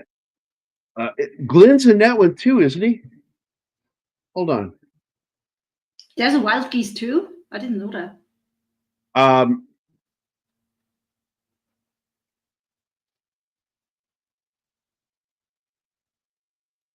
It's narrowly a sequel. Hmm. It's a sequel really in name only. Yeah, Scott Glenn's in it, Laurence Olivier, Edward Fox, Barbara Carrera is in it.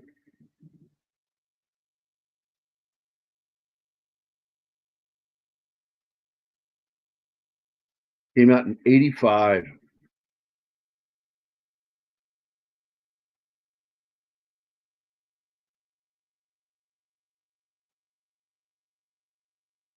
Yeah, I love The Killing. Sterling Hayden is one of my favorite actors out there. He is so good in that fucking movie. He did that movie with Kubrick, and then he was in Dr. Strangelove too. Not Dr. Strangelove 2, but Dr. Strangelove, 2. Yeah, Edward Fox is in that movie. Yep. So let's see. I'm ending the poll now. I said 2. 2 people seen it. That's what's on the poll. How many voted? 4. The movie's clunky because it's not really a proper readaptation of the book. It's its own animal. You got Richard Gere doing a fucking Northern Irish accent, and Okay. and you've got Bruce Willis as the Jackal. And best scene in that movie, though, I fucking love that scene where he's got that mounted robotic 50 caliber and Rip off Jack Black's arm. shoots off Jack Black's arm.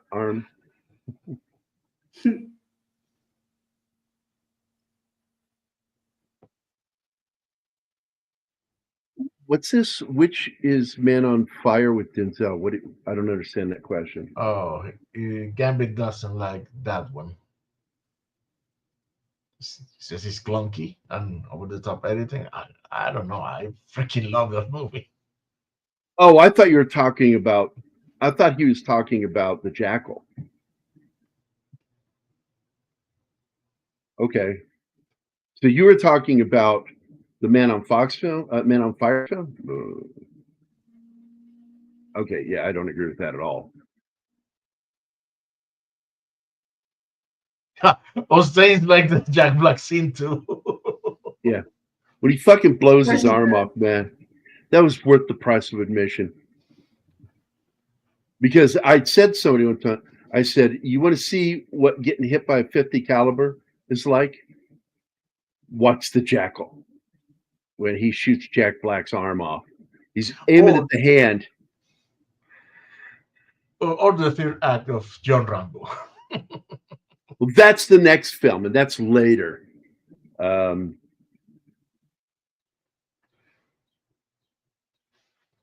No, I like that film. My favorite line in that film is, "I wish you had more More time." time. Well, the other one is I will never watch the Eddie Main version. It's gender flipped a role that girl boss. I get so tired of the girl boss thing. Like somebody says, "Hey, did you see the new series, the spinoff from Bosch?" Like, no, I'm not going to watch it because it was Yeah. created for only one reason and one reason only. Her character was terrible on I Bosch didn't. Legacy. Yeah, that last episode, that finale, wasn't the Bosch finale. That was a pilot to the next one. It was I a didn't like pilot that for the at all. next film, and it's terrible. It was a terrible episode. And now Bosch, I will tell It you, was.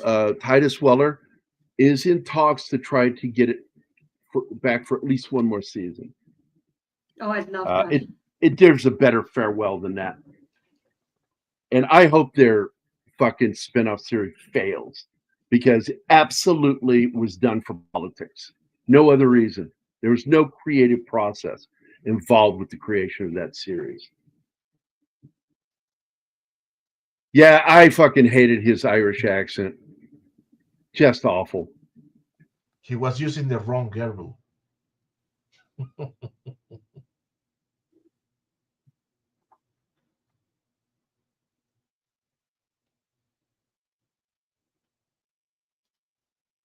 Yes, The Killing. There, Penny.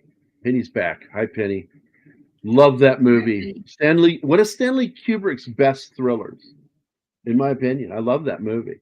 Sterling Hayden is so good in that movie. Yeah, that fucking Irish accent is so ridiculous. And he does it. He has so many fucking lines, and I wish they hadn't given him so many lines because it's so bad. What's this? Low key is composited? Yo, you trying to grow your stream faster? Fuck off. That's another one. It's I really don't the only remember thing either. from that platform. The movie is so bad that I tried to kill all brain cells that I used to watch that movie. Complete waste of time for Sean Connery. Just fucking hated that movie. So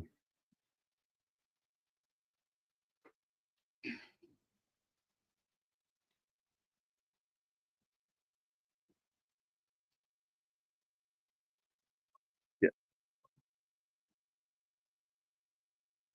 Let me see.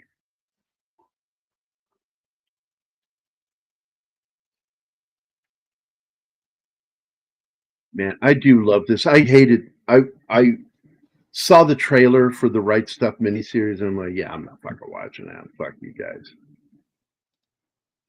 I saw the first episode, and that was all that I could stand. I'm going to bet that it was as bad as I figured it was going to be. Maybe worse. The show is based. The aiming of the show is to deconstruct, alias destroy, the character of the astronauts by focusing on their human flaws in their private lives. That doesn't even sound interesting.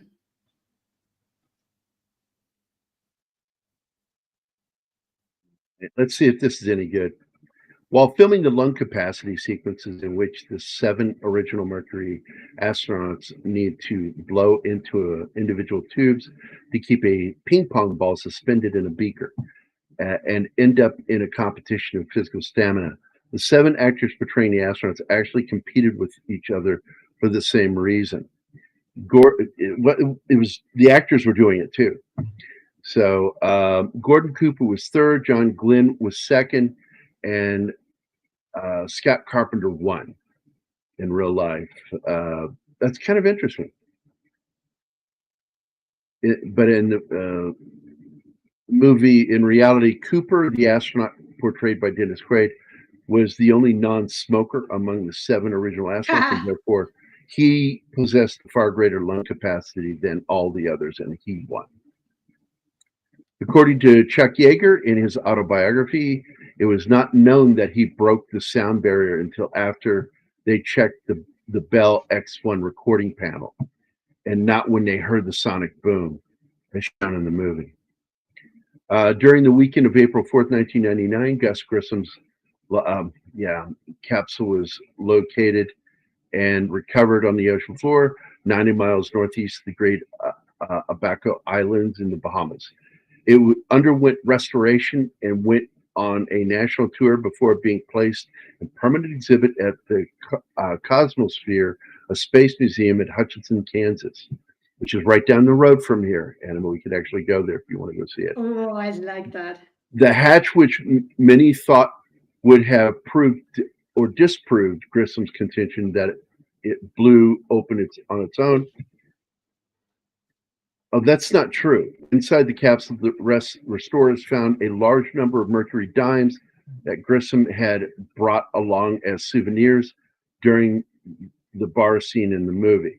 But it doesn't mention that, yes, they did finally prove in 1999 that it was not manually launched, or he didn't trigger it. I can't be too tough on Mayo. He has nowhere to go.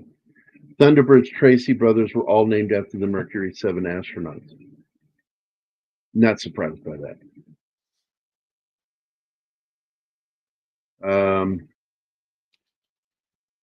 When Jack Ridley, Levon Helm, cuts the broom handle to help Chuck Yeager, he twirls the cut piece like a drummer would. Helm, in real life, the actor, is a rock drummer. Ed Harris had to audition twice for the role of John Glenn.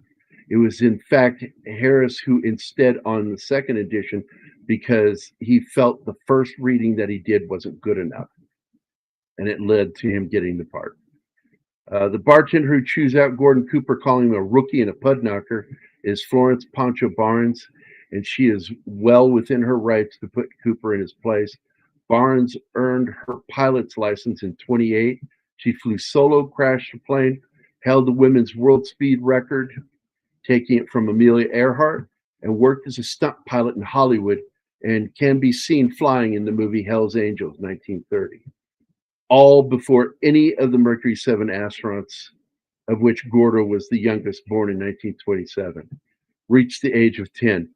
As a pioneering aviatrix, she was truly made of the right stuff. Her story was told on television in the movie Pancho Barnes, starring Valerie Bertinelli, back in '88.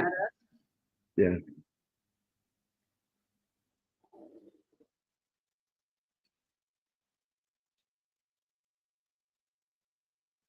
Okay, so in the bar scene before Gus Grissom's flight, Deke Slayton is seen underwater swimming with some girls.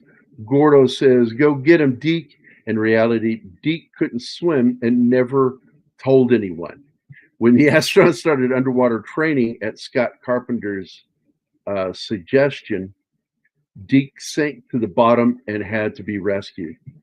He subsequently practiced holding his breath underwater in his kitchen sink, according to his wife, Marge. What? That's weird. Wow, Alpha, that's rough.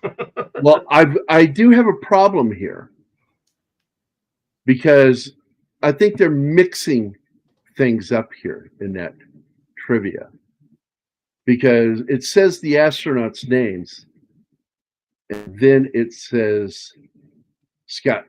Oh wait, no, it's Scott Carpenter. Okay, I stand corrected. That was right. All right.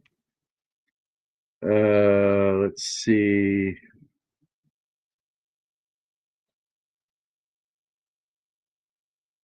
Though the producers discouraged the cast from contacting the real astronauts they were portraying, Dennis Quaid reached out to Gordo Cooper after learning they lived just a few miles from each other. The two became friends, and Cooper encouraged Quaid to get his pilot's license. One of a handful of actors who, big Hollywood actors who are pilots. You didn't know that? No. Harrison Ford's one of the other ones. Kurt Russell's That I another. know. John Travolta. Oh, 2 reasons Very that cool. females didn't fly on the Mercury Gemini Apollo missions. All right, give us the reasons. The right and the left. Boobs.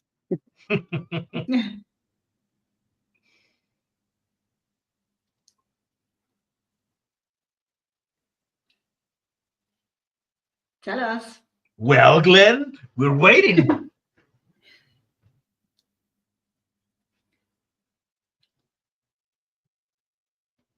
He just wants the show to go longer. Glenn,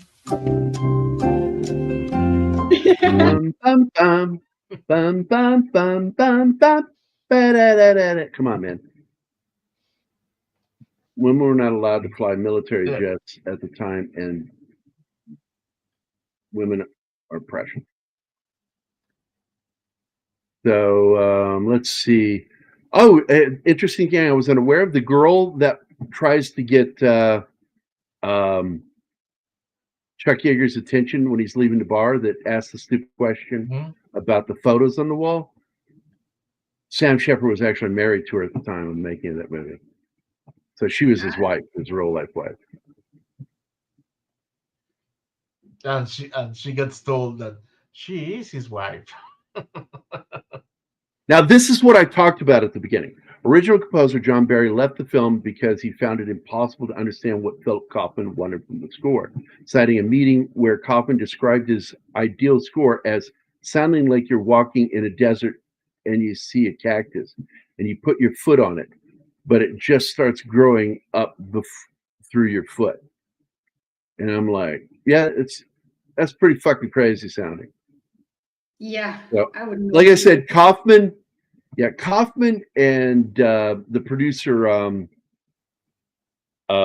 Winkler, Irvin Winkler, fucking drove him nuts, and he just walked away. He stopped returning their phone calls. He ghosted them, and saw no point to continue. And so they were like, "Oh, we got to fucking replace him." And so they did with Bill Conti, who I think did a fantastic job.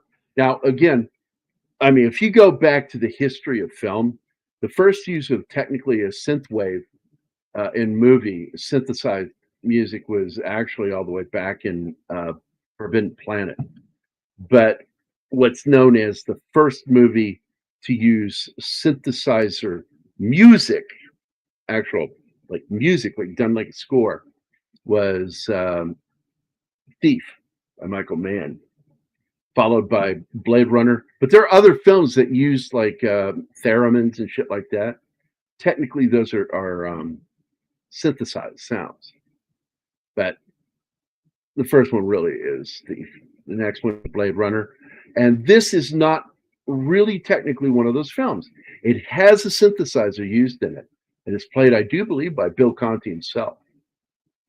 But he actually scored this film, and you can actually hear the orchestral parts in the movie.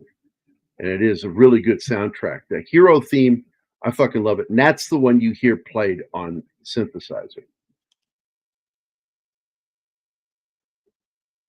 At the end of the movie, Chuck Yeager bails out of an experimental Air Force plane. This was the NF-104 Starfighter, which held the altitude and speed records for a jet until the SR-71 Blackbird, a spy plane developed by Lockheed's Skunk Works under the command of Kelly Johnson.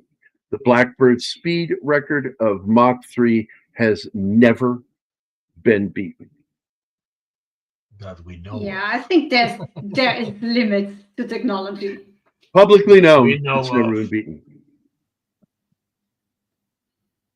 And really, that kind of is like, does a tree make a sound if there's nobody around when it falls in the woods? Doesn't exist, so it doesn't exist. Chariots of Fire has extreme synthesized portions, 1981. Yeah, absolutely. And he is really, I consider him the father of modern synth soundtracks. Is, of course, the Greek composer Vangelis. Incredible composer. Chariots of Fire, what a song. Yeah, buy a jet, because we already have, well, we know the world, humanity, already have hypersonic missiles. Dean Harlow. Oh yeah, she was gorgeous. Balancing synthesized with genuine symphonic orchestra. Absolutely, this is a great soundtrack. You can actually, I think the entire soundtrack is on YouTube. You know, just look it up. The Right Stuff soundtrack. Just make sure you don't get the Disney one. Oh. So, but that's it. I think that's enough. So Steve Fowler is here. Glenn Fleming, Low Spec Linux Gaming, Shinatsky, Tom Baker, The Tree Rock Creations, Wade Nation Gaming, 11 Alpha, Victor Ugboada. I have trouble pronouncing it. I'm sorry, Victor. Courtney, of course, Fellowship is here. Math Mephisto, John Ostains, Penny, D. Bud Martin, Snorty, Gambit, and that is it. I want to thank everybody for being here today, and we deeply appreciate it, guys. If you guys have any other films that, like I say, if you want us to cover it, if it's a film that I really like and feel is fitting, I will do it. So just keep in touch with us. Do it by email or by through Twitter or Facebook. So either way. And again, I want to say happy birthday to our dear friend Christopher Moonlight Productions. Chris is 1,000,000,006 years old today. Dude, he's just 49. Yeah. He's a So I kid. was off. So I'm off by a couple of years. Nothing. All right. Yeah. This episode is brought to you by Father Weems. We're going to get out of here. Everybody have a great And day. the cicada. And a cicada. A single lone cicada.